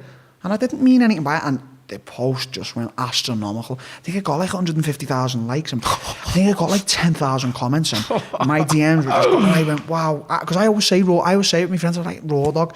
This was before I even ever created the brand. And the post the next day got deleted. And Instagram deleted my account. They do that on the regular now. I'm probably going to get deleted soon. And from that, I just didn't see or hear of him. He blocked me off everything. And I was like, nah, he's not serious here, is he? And he was. And from that, he was like, because I think he just met his current girlfriend who's pregnant now, and he was like, nah, fuck this guy telling him. And I was like, is he being serious? And then as time got on, he blocked me but started putting stuff up, so I couldn't respond. And then I was like, yeah, he genuinely has got hatred for me now. And then he done like interviews like, if I ever see Till, it's off. I'm gonna fuck him. I wouldn't spit on him if he was on fire. I was like, whoa, mate, you need to calm down. You're in your feelings too much. Fucking hell, all right. But it offended him. What can I do? It is what it is, isn't it? That's his problem. That's not my problem. If you get offended by something I say, that's your problem. Tough luck. That's your problem. Yeah. I couldn't really give a fuck. Like, the funny thing is, I was on Twitter last week, right? And my management company actually messaged me the other day, MTK, and they were like, Darren, we've had thousands of complaints in about you on Twitter. You fucking offended the transgender. And I was like, what? So there was a transgender girl last week on Twitter, and there was 2 posts, and some guy had said something like, what if I call you a tranny? And she's put it up on that. But the post on the left, he was talking about like a suicide thing and that, and I replied, to be fair, he's not wrong. She must have thought I was saying about her being a tranny. I couldn't give a fuck if she's a tranny, black, white, yellow, fucking purple. I couldn't give a fuck. And then that was it. The Rainbow Brigade, as I like to call them, just swarmed in on me on Twitter. They were like, you fucking racist, this, that. I was like, even if I said, to be fair, he's not wrong, how's that being racist or homophobic? It's not. I couldn't give a fuck if you've got a dick, a fucking fanny or whatever. Do you? That's what I'm saying. Do you know what I mean? Like, if people are getting offended, that's your fucking problem, man. Like, there's things that you can never cross the line. You can't. Racism is wrong. Being a homophobe is wrong. Them stuff are wrong things. And if you are, you probably are a piece of shit of a person. I'm not homophobic. I'm not racist. I just like to stir shit I'm just up. on the line. Yeah. I stir shit up. And if you get offended by a post I put up about you, I was telling you about the Fiat 500 slags, that's your problem, man. I'm just having fun. I'm not trying to be serious. I'm just laughing at myself. I'm laughing at you. You get offended. That's your fucking problem. So when you started moving through the ranks at the UFC, your first fight was 3 weeks. Just a 3-week call, wasn't it? 3 weeks before the first fight at UFC, the Brazilian. Yeah. So and then you took him out straight away. Yeah. So when I was in Brazil, so before I got the call, I'd fought 3 weeks before my UFC debut with a guy called Midnight. I fought in the south of Brazil, and I won a title there. I knocked him out in the 4th round, and then when I got the call, I was sat with my wrestling coach in his house. We were smoking a bit of weed and having a bit of food. He used to love smoking weed, so I'd go round. I don't fucking take any drugs and that, but I'd go round, he'd be smoking weed. Like, do you want some? All right, sad. So we had a little smoke of weed, and we were eating steak and mash. Never forget, he made a steak of mash, and we were just chilling. No telly, no phones, nothing. Just a bit of music on, and I get a call from Marcelo, and he's like, do you want to fight in 3 weeks? And I was like, yeah, come on. And he was like, you're going to fight the former number one who was number 1 in Brazil, Wendell. And I was just like, wow, my opportunity has came. He was like, but it's at welterweight, Darren, how much you weigh? And I was like, oh, shit. I was like, I'm about 93 kg. So, 93 kilos to get to 77 kg. Yeah, it's big. In 7 days or 8 days it was. That's when the fight, I got the call, set 8 days before my UFC debut. Sorry, I said 3 weeks. And he just went, get on it now. So Tim was big into it, and he was like, Darren, you need to eat this, and you're just going to have to smash a big weight cut the day before weigh-ins and thingy. So after he gave me the call, I went round to my friend's house, who was smoking weed as well. He loved the weed, and he was like, wow. And we got a photo, and we had a glass of wine to celebrate. I said, right, time to get to work. I went on a jog along the beach, and I was just like, at that time, my daughter, had she been born yet? I can't even remember when my daughter was born. But I was on my own in the apartment, and I remember just coming back, and I had a big fucking gallon of water, and I was like, right, this is it. Went through the whole fight week, cut the weight, and just absolutely demolished the kid in the second round. How was that feeling for you? Unbelievably, because when I walked out, at this point I wasn't very well known in Brazil. Every single Brazilian booed and shouted things like vai morrer, which means you're gonna die. And I was like, fuck, these are hostile. Then when I knocked him out, no one knew I spoke fluent Portuguese. A translator came into the cage, and the commentator was Brian. I can't remember who the commentator at that point was, come in, and he was about to like ask this, and I said, grab the mic, and then just started reeling off Portuguese, and I could see people in the crowd going, what the fuck? And I was going, I'm half Brazilian, I've got a daughter here, don't be booing me because I'm fucking Brazilian. And next minute the arena just erupted, and when I went backstage, ESPN, everyone was just trying to interview. They were like, you speak Portuguese? And I'd saved it right up until that point, because I remember my coach going, make sure you do your interview in Portuguese, Darren. And when the translator was getting, I was thinking, do English, do Portuguese, English, Portuguese. And it was just, it was astronomical. Is that when you feel as if you'd entered the MMA world? Yeah, because people were like, who's this ugly little Liverpool lad living in Brazil and just absolutely smoked his opponent on his debut and then just spoke Portuguese? Who the fuck's he? And from that, fucking... You moved through the ranks faster. You got a first 3-4 fights, and then is it Cowboy? Yeah, was your big test? I did go through the ranks fast, but I had a year in Brazil of like, I'm not going to say deep depression, but I was really depressed because I won my first fight, and then my second fight got booked for the 24th of October in Dublin against Nicholas Dalby, and we were both unbeaten. And that actually was top 10 fights of that year. That year I got a bonus and everything. We drew, yeah. But in the third round, I pulled my shoulder. I've got a scar on my shoulder. I pulled my shoulder out. So I fought for the whole third round with my shoulder out, and he absolutely annihilated me. I got fight of the night. It was a great fight. After that, then I had to go and do shoulder surgery, and I'd split up with my daughter's mum. So 2016 in Brazil for me was like quite a dark place. I was drinking quite a lot, to be honest with you. Every day was an excuse to have like a bottle of Heineken. It was crazy. I was drinking every day. My shoulder was like tingied for 16 months. I think it was. I was just had no direction. I got fat. I was properly on my own, and I could see my money going down. I was living in my friends, and I was like, then I spoke to Col, and I was like, Col, I think it's time to come back. You know what? I'm like, when getting away to Brazil was the escape. Getting away from Brazil was the escape. I'm like the person, I don't like to stay in one spot for too long. That's why I'm saying to you, I'd love to go back to somewhere for a period of time. I feel like I'd come to me end then after the 4 years, and Cole was like, yeah, I think it's time too. So sort yourself out to come back. Mm-hmm. So I had to go for like court to set up payments for my daughter. I had to get all my things in order and that, because I had a life over there. Yeah. I had a house, I had a car. And then same thing, I booked my ticket for the 25th. Christmas Day again? Christmas Day again. Do you think your life turns in fours then?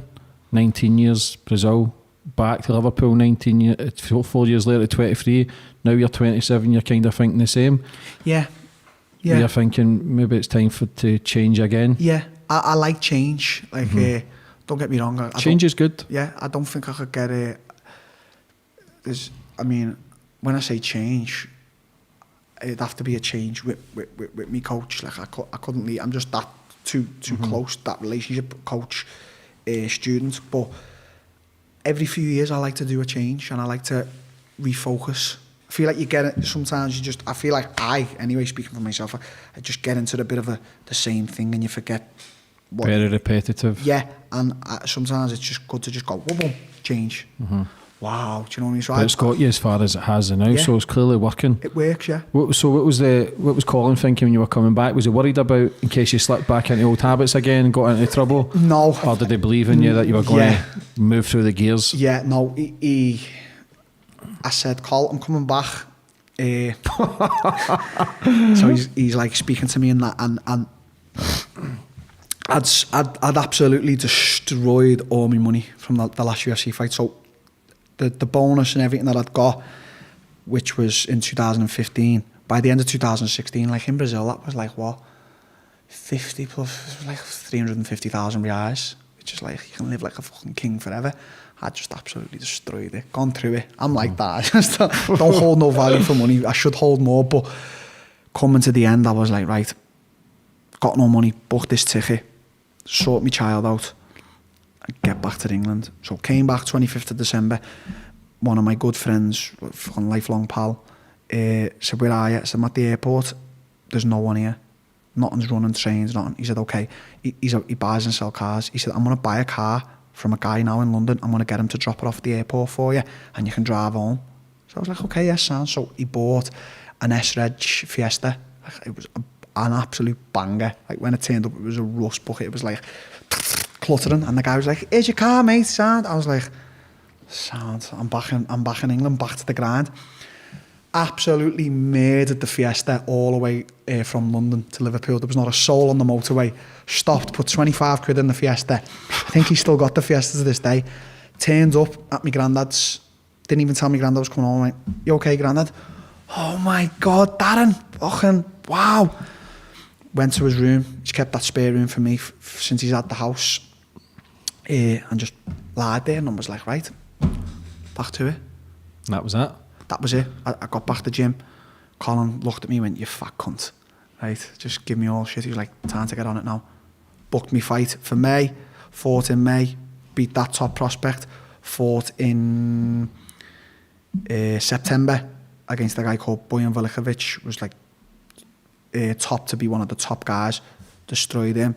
Then fought Cowboy. So I just went fight Cowboy. That was in October. How was it knowing that you were fighting Cowboy, a man who had been in the industry for the beginning, basically? That mentality I had back then was different. I didn't give no fucks for no one or cared about anyone. Like I didn't even. Like, I remember when he got the fight and he was like, "Yeah, it's just Darren Till. Underestimate you. It's just this young kid coming up. You know, I'm just taking the fight. Whatever, Poland. I'll fight anyone, anytime. Like." And I remember just watching it thinking, you just don't know what you're in for. I'm a better striker than you. I'm younger. I'm hungrier. I'm going to fucking end your world for you. And at that point, Colin was just like, this is the time now, Till. Then 4 weeks before the fight, I tore my knee in sparring. And Col, it was a Thursday. Col said, right, I want you to go home. I want you to rest today, tomorrow, Saturday, Sunday, come back Monday, and we'll see if I have to pull you out the fight or not. And I was like, you ain't pulling me out this fight, Col. I'm doing this fight regardless. Came back on the Monday, my knee was still shattered, I couldn't do anything. I just got on the treadmill and I remember one of the guys in the gym was like, what are you doing? I said, this is gonna be done. Sprinted on that treadmill for 50 minutes and was just like, I don't give a fuck about that knee.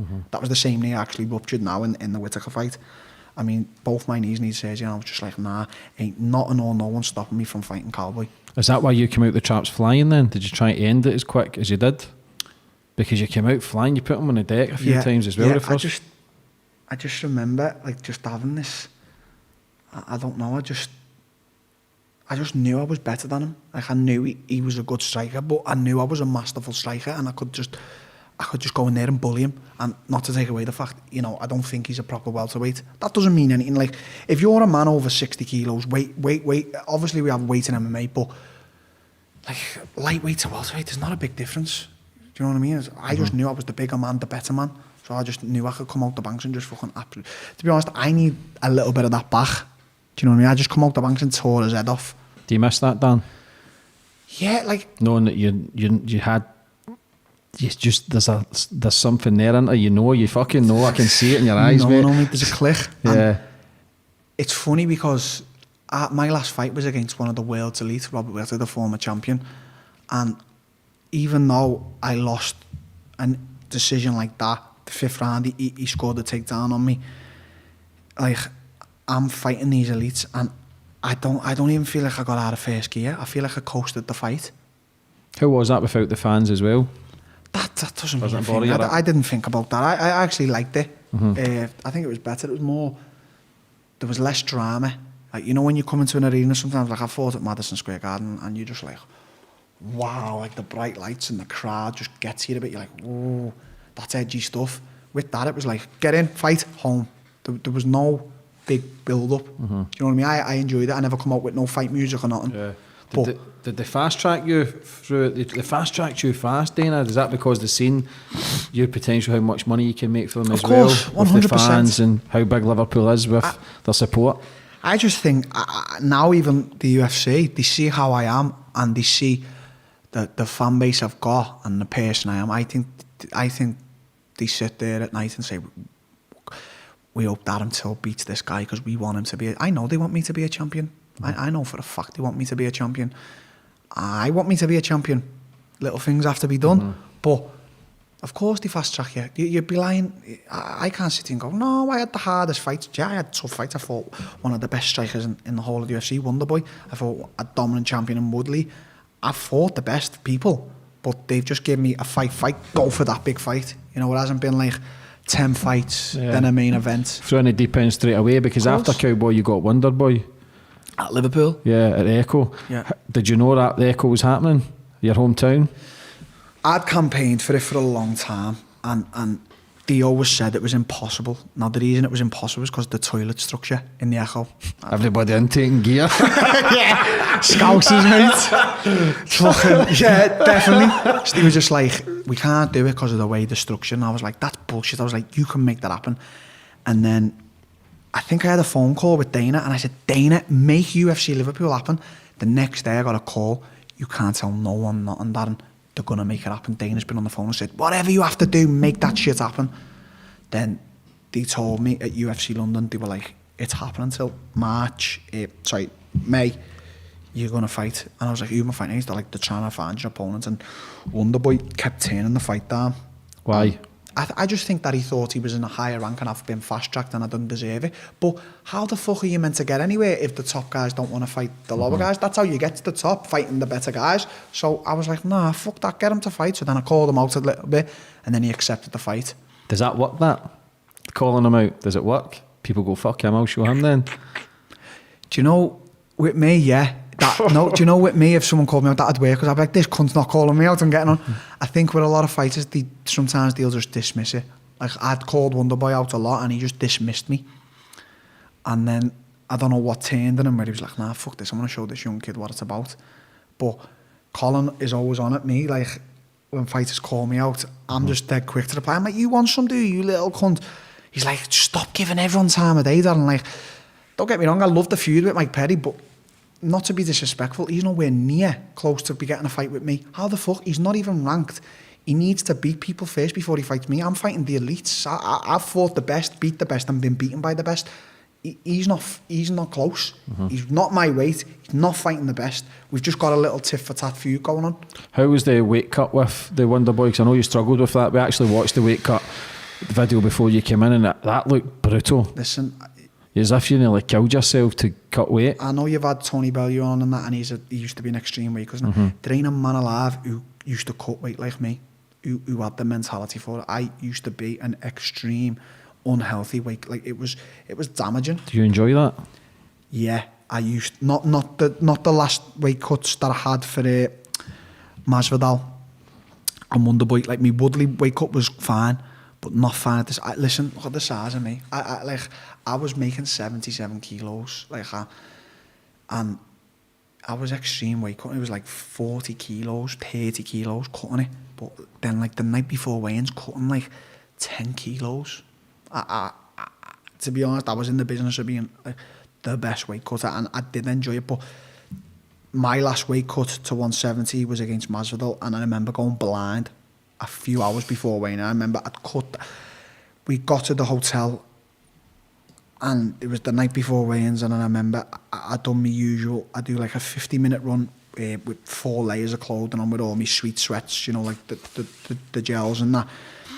Lost weight, went and hit pads, and I was still so far off. And Colin was just like, what the fuck are we going to do? And I was like, put me back on the treadmill, I'm going to run again.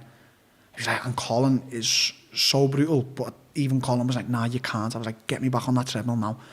I went back on the treadmill, and at this point I was just on the treadmill, and the screen was like just fuzzing, and I was going, wow. And I was just toddling along, and then I was hitting my pads, still had weight to go. And I was like, right, Col, just let me go and sleep for a few hours and I'll carry on. He was like, Darren, I can't, no. I said, Col, just trust in me, please, I know what I'm doing. He's like, Darren. Went to sleep, woke up. All right, I went on another run, and at this point, I was just like, literally, I couldn't even move. My body was shutting down, and I was just going blind. And then I had like 0.4 grams to go, which sounds nothing, but it's a lot at that point. Your body's not giving nothing more. I'd done my saunas and everything, and then Colin went to sleep, and I was in the room with my friend at the time, and he was sleeping, and I don't know if he heard me wake up or not, but I got up, put my clothes on, and I thought, right, if I walk the Asda, I'll lose that weight. So I started walking the Asda, and I just had to sit on like a bench, and I was blind, and I had to like grab my phone, half like dial it, and I was like, Colin, I'm blind here, I can't move. Col come running along, Col and John come running along, and they were like, they had to like hurdle me back to the hotel. They were like, and I was just like, wow. And then when I was going to weigh in, he was like, Darren, look strong. And I was like that on the scales, just like, wow. And you know, I can give the excuses that I got beat because of the weight cut. I got beat by the better man on the night. I'm a better fighter than the 3 guys I've lost to. This is what I tell you. If I didn't believe that, I'd probably half quit now. I know I'm better than the 3 people that have beat me. I know that for a fact. But to do a weight cut like that 24 hours before you're fighting the best people in the world is just like mentally insane. How much stress is that on your team as well, knowing that it's close every time? A lot of Must stress. be difficult. A lot of stress on Colin, my teammates, even a lot of stress on the UFC. They're putting these events on, main events. Like I've sold out the Echo, Madison Square Garden, I've sold out the O2 Arena, and I've sold them out the quickest. Like, we're talking combat sports. Like, think about that if that fight doesn't go ahead because I've collapsed through extreme weight cutting. Like, I used to do the most brutal weight cuts, but again, only myself to blame because 10 weeks before that, I'm fucking sat there cheeseburgers watching Narcos Mexico. So we've had this conversation. I'm not going to sit here and blame anyone, and I'm going to take all my losses in life and I'm going to put them all onto me. My last loss, I mean, my last fight, fucking, I'm happy, but I'm sad. I should have just fucking went for it, and I know I'd have got him out of there, but, you know, everything that's happened inside the cage and outside, these losses are all down to me. They ain't down to no one else. That's how I think. That's how I like to look at it. It makes me stronger knowing that I nearly missed weight because of me. Not because Colin was shoving cheeseburgers in my face, because I, 10 weeks before the fight, was eating how I shouldn't have ate. Now, don't get me wrong, at middleweight now, I'm comfortable. I can eat what I want. You know, I'm not the strictest on my diet, but at welterweight, for me to stay at welterweight would have been 365 days a year, probably just eating leaves because I was just too big for the weight. I up to me think I was. How was it coming out of the Echo with Sweet Caroline? Absolutely popping. It's one of the best entrances I've ever seen, to be honest. It was you looked happy. So you did. You looked buzzing. If you see me face when I walked out to Sweet Caroline, the Echo, and then you see me face when I walked out in London to it, 2 totally different people. Like the Darren in London was just rage, just full rage, whereas in Liverpool I was just like, at the end of the day I was the main fucking man. I was just breathing it in and taking it in, and I was like, wow, I don't want this to end. And I remember looking at Dana's face, and Dana was just like, listen, to be inside there, you've never seen nothing like it. It was just full to the brim. Just everyone was there for me. They weren't there for Dana or Colin or Wonderboy. They were there for Darren Till. And I picked the perfect song, and it was just... Why did you pick that song? Because I loved the song, and Liverpool were playing the same weekend as well. And I just knew the way it sold out. I knew what type of crowd was going. I just knew that every single person, mother, child, father, fan would just be off the seats, screaming at the top of the lungs the song. So I done it, and it just became my song. Like, I'm not asked for anyone. It's called Darren Till, Sweet Caroline. It's not Neil Diamond, because it's my song. Your family must have been proud of you at that moment. They was, yeah. Me mother, me uncle, me father. They were all like, this is our boy. Yeah. Look what he's doing, you know. But I don't feel like you take these moments in, right, until you retire and you look back. I feel like if you've spoke to Bellew, like people like Bellew's retired, they just want to come back. He's bored. Yeah. Bored in life. I love Tony, man. He's a great guy. Yeah, and you see all these fighters, Mike Tyson's and Roy Jones, they just Back can't again. let it go. They just can't let it go. It's in their blood. Yeah, it's in the blood. So I haven't looked back on Liverpool and really cherished the moment. I haven't looked back on anything and cherished it. I feel like I really will when I retire, and it's probably going to be the same outcome. Retire, want to come back, because nothing beats, like, fighting's an individual sport, nothing beats walking out and having your hand raised. That's like adrenaline that you can't get from drugs or anything. That is just a drug inside you that we're just made with. And winning the fight as well, that must have been a special moment. Yeah. To eventually get your hand raised and beating the man who never wanted to fight you at the start. At the end of the day, we do this to win. Like, I don't do this just to be a good sport and, it was a great fight, I lost that fight but it was great. I do this for fucking sport, not for the fucking entrances or anything. I do this for fucking sport, so my hand can be raised at the end. And then you called out for you wanted to be the world champion, then you don't fuck about with the mic, do you, man? It's like, is he a fighter or an entertainer? It's a bit of both, isn't it? Yeah, you've got to be. I've seen a lot of fighters have got mixed thoughts and reviews, and as I've been getting bigger and coming up more, I just think we're in the entertainment business, so I think the social media, the mic, the call-outs, the fucking being a jack the lad, funny person, that is all just what people love. People ultimately want to see great fights, but people love the bravado. Yeah, that's why, like, I actually wrote this down, and a lot of times you'll hear people say, no, actions speak louder than words, and I think to myself, that's not necessarily true, because sometimes you could fight a fighter who's probably better than you, and you could just get in his head with words and then change the course of the fight because his head's completely fell off because of what you've said. So all this bravado and that, it just makes more for the fight. It's just fucking, it makes it all better. It's the entertainment business. Let's entertain people. Yeah. So you got your world title fight after that. You were flying, undefeated, very tough fight. Woodley, how was that experience getting in the cage with him? Do you know what?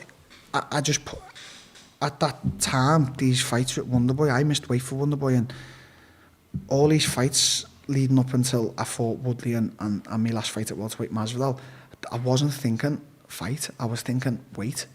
So don't get me wrong, like, it was great, but I didn't show the Darren Till in that fight. I just showed that Darren Till could make weight because I made weight for the Woodley fight, and I'd put all my stress and my energy into making weight when I didn't even put any focus onto fighting one of the best fighters in the world at that time. What pressure came on you? Because after I'd missed weight with Wonderboy, that's all people cared about. People didn't care about anything. It was just like, yeah, but he shouldn't be at welterweight. He can't make weight. You're giving him a title fight. He can't make weight. And every day, even I knew Colin was worried. It was like, what have you done? I wasn't going to training thinking about techniques and sparring. I was going to training thinking, have I lost enough weight there today? Have I drank enough water to flush my system up? Like, that was my whole focus and mentality leading up to the Woodley fight. I didn't think about Woodley. How was the weight cut? It was disgusting again. Like, yeah. I made it a lot easier than the previous fights. But again, it was just the whole process. If you could have a 24-hour camera around the whole process leading up and day before weigh-ins, you'd just be like, that is so unhealthy beyond belief. Like, it's damaging. It's potentially lifelong damaging. Mm-hmm. You know what I mean? Like, I was the day before Woodley, I cut like 10 kilos in a few hours. Mm-hmm. Like, and all these other guys are cutting weight with a few kilos and that, and I'm just in there, just skin and bone, and just my face is so just dried in and dragged in and not healthy. How was it losing that first fight? It pissed me off. I shouldn't have lost. I should have beat that guy. I was better than I am a better fighter than Darren Woodley. I'm a better fighter than George Masvidal, and I'm a better fighter than Robert Whittaker. But that was my first loss in MMA on the biggest stage possible. I was so close in touchdown distance for that title. But when I sit here now, I'm like, fucking so glad and happy that I did lose, and I have lost, and I've had fans and I've had people turn against me, and he's not going to be a champion and all that. I've absolutely loved and cherished every moment of it. Yeah, you embraced it.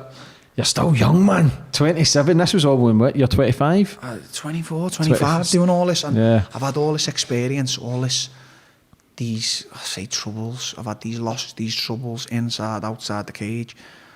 I just don't even feel like I'm hitting me prime yet. I feel like I'm learning so much day to day in my gym, and I think I've got 3 more years to hit me prime. They say in MMA that you hit your prime in your 30s. I've got 3 more years of learning, getting better.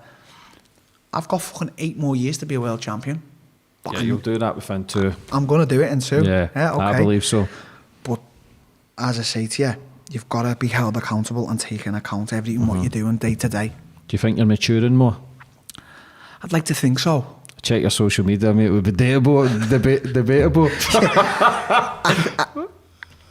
I love social media, don't get me wrong, it's great, but as I say to you, you should take it with a pinch of salt. On social media, I'm the most immature man going, but in life, I don't know if I can sit here and say I am mature, because just the other night, I was doing donuts and wheelies on my quad. So, am I mature? You say that, but I don't know. You must be, though, because you're speaking about it, you're identifying these things now where you're opening up and going, you know what, yeah, I could be doing this better, I could be doing that better. That's when you will make the changes. You know what needs to be done. Look how far you've already come. Yeah. It's hard. You've just, for me, I'm a very, like, I'm very in my head a lot. I'm quite crazy. I need to just, I'm 100% or nothing. So as I say to you, these little moves away, why I like them is because then it just gives me to be 100%. In my head, I'm sort of, if I'm giving 10% to, let's say, my business, and then 10% to my friends, in my own head, I'm thinking, oh, I'm not giving enough, so just go like that. Whereas I just want to be not like waking up, and it's all about the gym, revolves around the gym. I don't want to be going doing these meetings about my house and everything. I don't really give a fuck about them, but then these take over your life, because this is everyday life.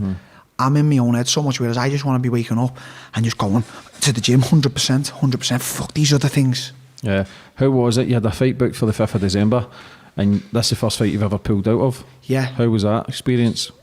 You know what?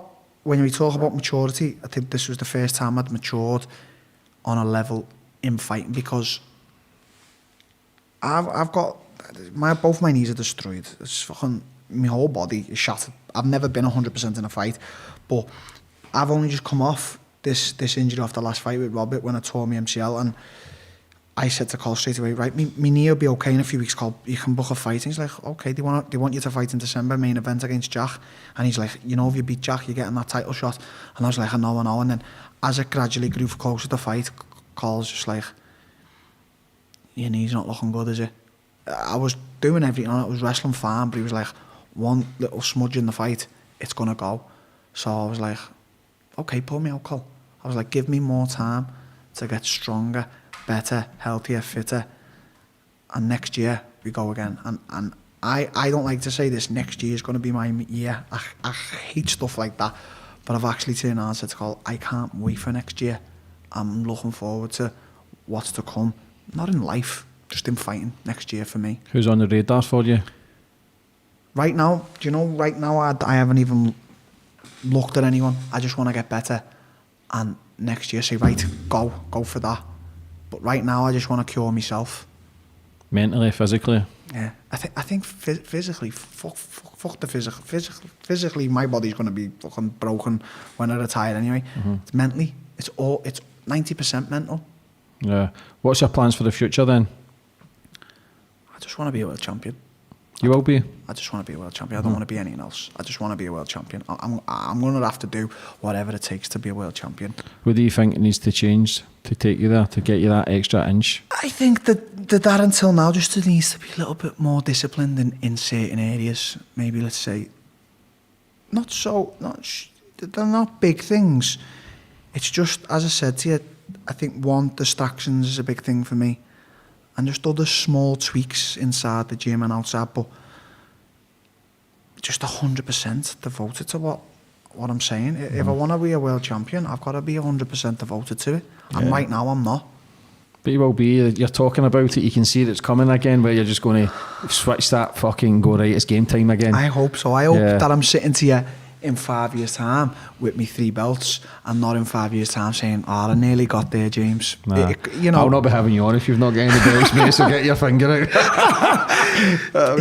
But what's good is to identify it as well. That could potentially happen in 5 years' time. It could be one of them. You know, these guys you see in pubs. Oh, I could have been like that. I was good. That can happen to any of us, and I can't just sit back going, no, I'm doing everything possible. Everything's fine. Everything's hunky and dory. I need to identify that there's little things that need to be tweaked to get there, and not to be the guy standing on the bar going, could have been me that. Contender, yeah. You know what I mean? How's your relationship with Dana now? It's okay. Listen, I don't speak badly about Dana. If I've ever got a problem personal with Dana, I'll message him or ring him. I've got his phone number. But I know, without Dana saying it, he wants me to be a champion. They had the first British champion, English champion in Mike Bisping. They've had Conor, the Irish champion. But I know they want me to be the next English champion. I know they do. It's because of the backing that Liverpool give you. Do you know what I mean? They know they're going to fucking follow and anywhere. England, do you know, I'll be totally honest with you. The whole of the UK, you're massive up in Scotland as well. Scotland. You're fucking nuts, except for Greenock. Yeah. When I've been to places like Scotland and little places in England, little villages and everything, people love me. They're like, wow, Darren. You know what? It's mad, the love I get. But that's everywhere as well. Like when I've been in America a lot of times and places in Europe, people do show me a lot of love. They are big fans of me. So I know the UFC identify that, and I know they're like, as soon as Darren's a world champion, it's going to go, whoa. Just another couple of questions, Brian. I know you're good friends with Terry, who was in the UFC. How's that? He was a great fighter, tough as fuck. How's that relationship? Because I know you've got a lot of respect for Terry. Yeah, Terry's like, since day one, since I got into the MMA, just been like my biggest idol. I've just, because I seen what he was capable of in the gym and what he'd done in his fights. I think with Terry, what happened at the end, like Terry had a vicious knockout with like Edson Barboza, and I think from that, he's told me himself, it's funny because I like to choose my words carefully with Terry so he doesn't fuck me up. He's one guy who could, but I think he just lost the love. He said to me, Dad, the love wasn't there no more. I wasn't getting up in the morning for me runs. I wasn't coming to the gym and giving it me all. And he said, I sort of realised that was the time to step back. And I say to him nowadays, I said, you know what, even if you came back to train now, you could probably still be a champion because I've seen it. And he's like, I know, but the love's not there.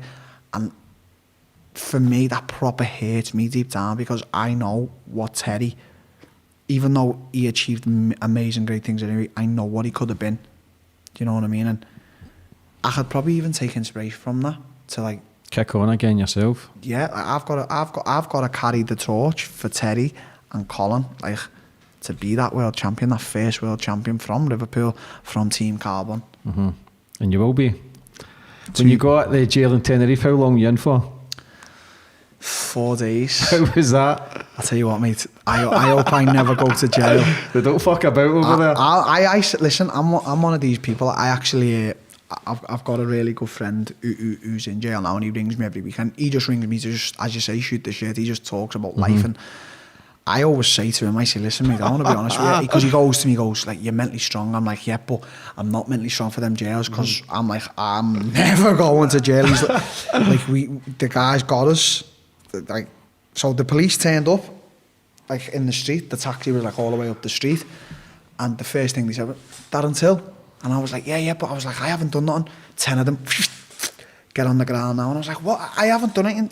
Cuffed me, sent me and me 4 mates to the cells, mate, the roughest. I had to have a shit in the corner of one of the cells because they wouldn't let me go to the toilet. So my mate who was in the cell with me was like, Darren, get rid of that shit, it fucking stinks, it's got flies. I was like, there's nowhere else to put it, they wouldn't let me go for shit. But what's hilarious about that story is when they put us in the cells, the first night, one of the guards, he was like must have been a lieutenant or whatever, come to see me, he was like, Darren, I'm a big fan. He was like, do you need anything? And I was like, I've got a little bit of food. It'd be nice to go on my phone. He was like, I'll sort it, no worries. So he comes back like, he went, is that your good mate as well? And my mate's looking at me as if to say, yeah, Dan, I'm fucking hungry as well. Comes back, big fucking breasted chicken, rice, avocado, salad, and a smoothie. And he went, go and sit in the holding area. I'll give you your phones. And I was like, fuck, this is some guy this. So we were eating. I was on the phone. And at that point, no one knew about it. But my girlfriend had texted me. She's like, where are you? I haven't heard from you. And I was like, listen, I'm in jail. I've been nicked. I'll be out in a few days. And then I couldn't see a reply because I had to get off my phone. We was just in there for 4 days, mate. It was the grimmest thing ever. We were eating like these stale crackers every day. It was grim. Like, that chicken breast was the best thing about it. Every day was fucking horrible. And then we got out and the judge just didn't fuck about. He was just like, you cheeky bastards. You come in here, you think you can fucking do this, do that. He was like, give me your passports, 15,000 euros to leave the fucking island. My friends didn't have any money. So I had to pay the 15,000 euros. We tried to go round to sleep in hotels when we got out until the money had cleared, the international money. Every hotel had been sent a fax from the police station, don't let these guys stay here. So we were going and they were like, can't. We ended up having to stay in this little apartment. And then at that point, the Daily Mail, the Daily Star, the Mirror, the Echo, it just came out. And I was just getting phone calls and I was just like, airplane mode, bump, fuck that shit. Did somebody steal a taxi? Sorry? Did someone steal a taxi? Yeah, well... I read this story and I was laughing because I'm thinking, man, if that was me, I'd been the fucking taxi with them, man. I'll tell you the God's honest truth about this story. I won't hold nothing back. I actually wasn't meant to go on this trip. They were going for one of our mates' birthdays to Tenerife and they told me about it. And I went and said to Col, I said, Col, I'm alright to miss a few days of training, I'm going to go to Tenerife. Col's one of them, he's very silent in what he says, but he's got a tone to him. And he went, listen, I don't think it's a good idea, son, because you're not all there, but okay. Because as I said, I'm 100%. I won't just go out and drink 5 pints. I'll go out and drink 100 pints and steal taxis. That's what I do, that's my thing. But I said, okay, Col, sound. I said, I'll be good. So we got there the first night. These guys had booked themselves a 5-star hotel. I just jumped on the holiday. So got there, 5-star hotel, got in the room, fucking lovely, lavish. Right, let's get out there. So we went out to like the strip in Tenerife. Everyone knew me. Yes, Darren buying me shots. So that was it. Just fucking going insane. Ended up in this proper exclusive bar. We were just going mental. Ended up in McDonald's, blah, blah, blah. Got a taxi back to the hotel. Now, I've done this a few times before this incident, so I must have a thing for it. As my mates are walking through the hallway, I've grabbed the fire extinguisher and just went, just sprayed them. Next minute, one of them have grabbed the fire extinguisher. We went in the room, and do you know what? I'm actually quite embarrassed talking about this. So it's funny, but it's actually, I shouldn't have done it. We've destroyed the room. We're throwing mattresses off the balcony. Then some guy, I think my friend has actually got a video, some guy at the bottom started shouting. I've got a text here, threw it off the balcony. And he's like, he's just like, what, gone back in? We're just going mental. We've grabbed our suitcases before the hotel staff could come. We've went out the fire exit. We've gone up this hill. We've went to another hotel. We've rang a taxi to the hotel. As this taxi's come, I've sat in the back of the taxi. We're all loading our suitcases into the back. One of my friends has jumped in what he thought was the passenger side, but it was the driver's side over there to the side. And I went, what are you doing? He went, fuck, I thought it was the Pazzi side. He went, fuck it anyway. And I went, no, lad. And I'm in the back going, stop it. I'm going, drive it back now. We'll be okay. Mm-hmm. And he's like, nah, fuck that. He went on a whole trip around the island. He was doing donuts and skids. And I'm in the back going, crying. I'm going, stop the taxi, please. Lad, we're going to get fucked. He skidded the taxi, bombed it out. So I've run the other way. I've thought I need to get away from him. Fuck that. And I've sat by this car and I've thought I'm just going to sit here.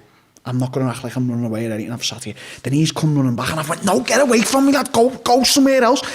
He's drawn attention. Next minute, these busies have just all pulled up and just grabbed us. They just knew straight away, and they were just like, fuck Have the that. guns out and that? They had the guns out. They all knew who I was. They must have been, like, they were big fans and that. But any excuse to arrest me, they were going to arrest me, and that was it. And then I didn't really come out to anyone and say I didn't steal a taxi or anything. It was just basically Darren Till steals taxi in Tenerife. You have to go with that headline. I can't come out and say I didn't steal a taxi, even though I didn't. That's you sticking your friend on as well, innit? That's it. It I've grassed him. Say no names. But he listen, I took the rap for him. I got a few fucking beatings off Colin, got shouted at, but that was it. What did the UFC and that say? They just shake their head. Do you know what, mate? It's a tough one with the UFC because with boxing, it's very different. Like, I remember Billy Joe last lockdown done that video saying if your woman gives you shit, punching the bag, hilarious. But the British Boxing Board of Control banned him. Like, took us. I don't know what he's on. He took his license and everything. I thought the video was hilarious. He was just joking clearly. But okay, we're in the era of people getting offended. People get offended. The UFC is totally different. I think, obviously, as we spoke of, you're not like they're not bothered. Like. And more publicity for them. Yeah, like, I remember the boss, not Dana, the boss, him texting me, he's like, any support you need, Darren, I'm right here.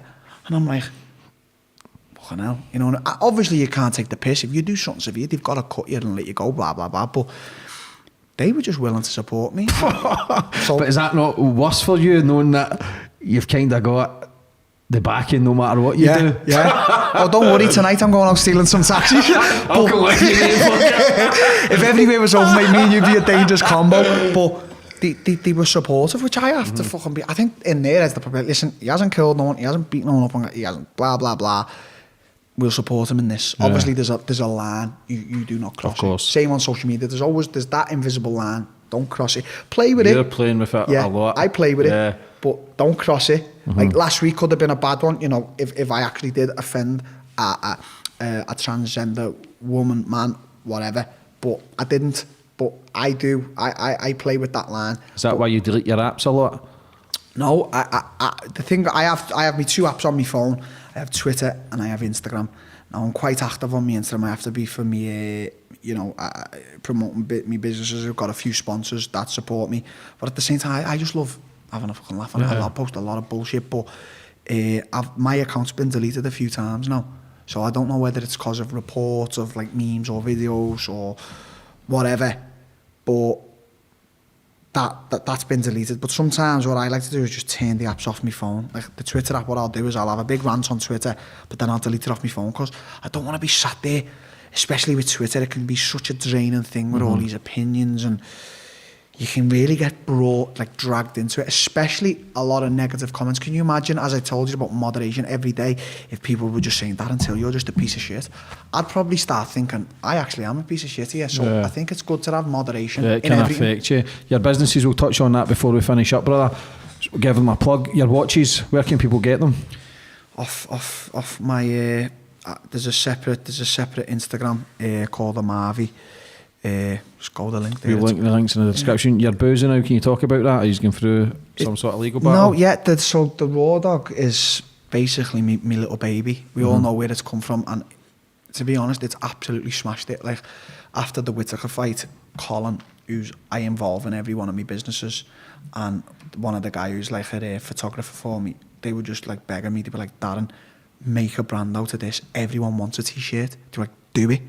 And I just went, okay, we'll set the company up.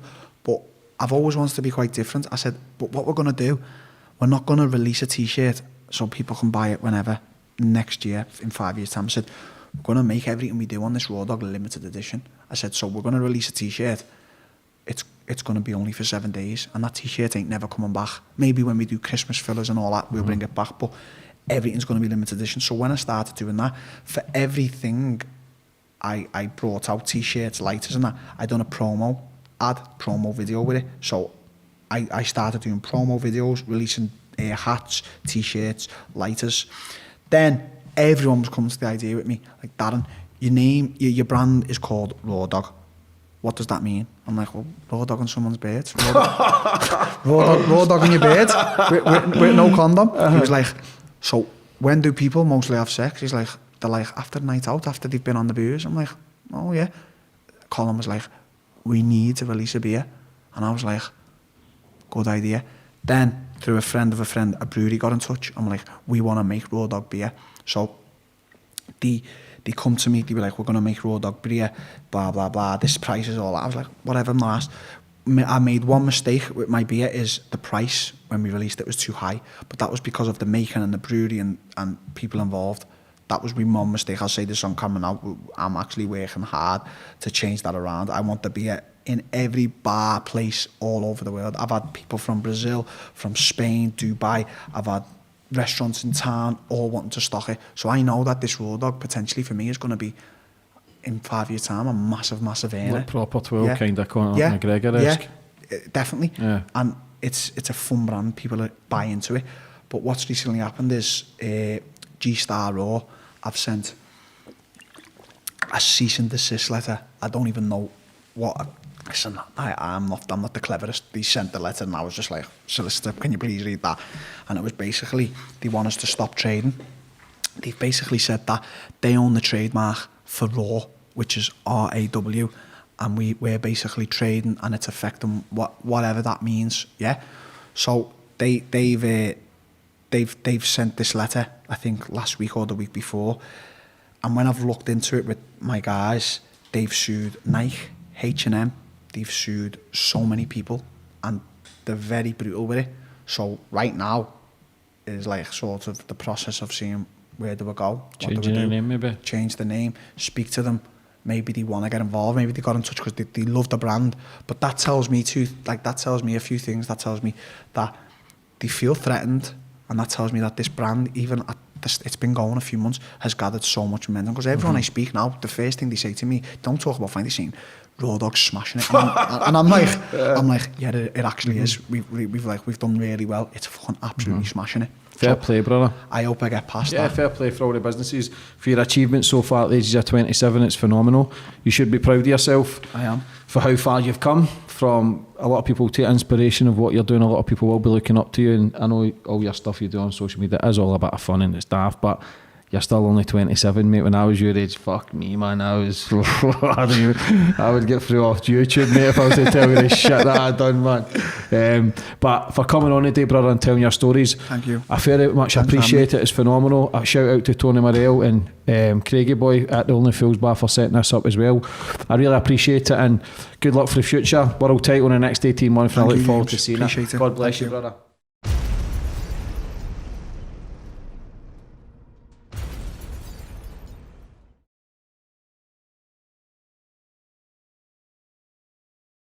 Check out more of my podcasts on the right, and be sure to like, share and comment your thoughts on this week's podcast.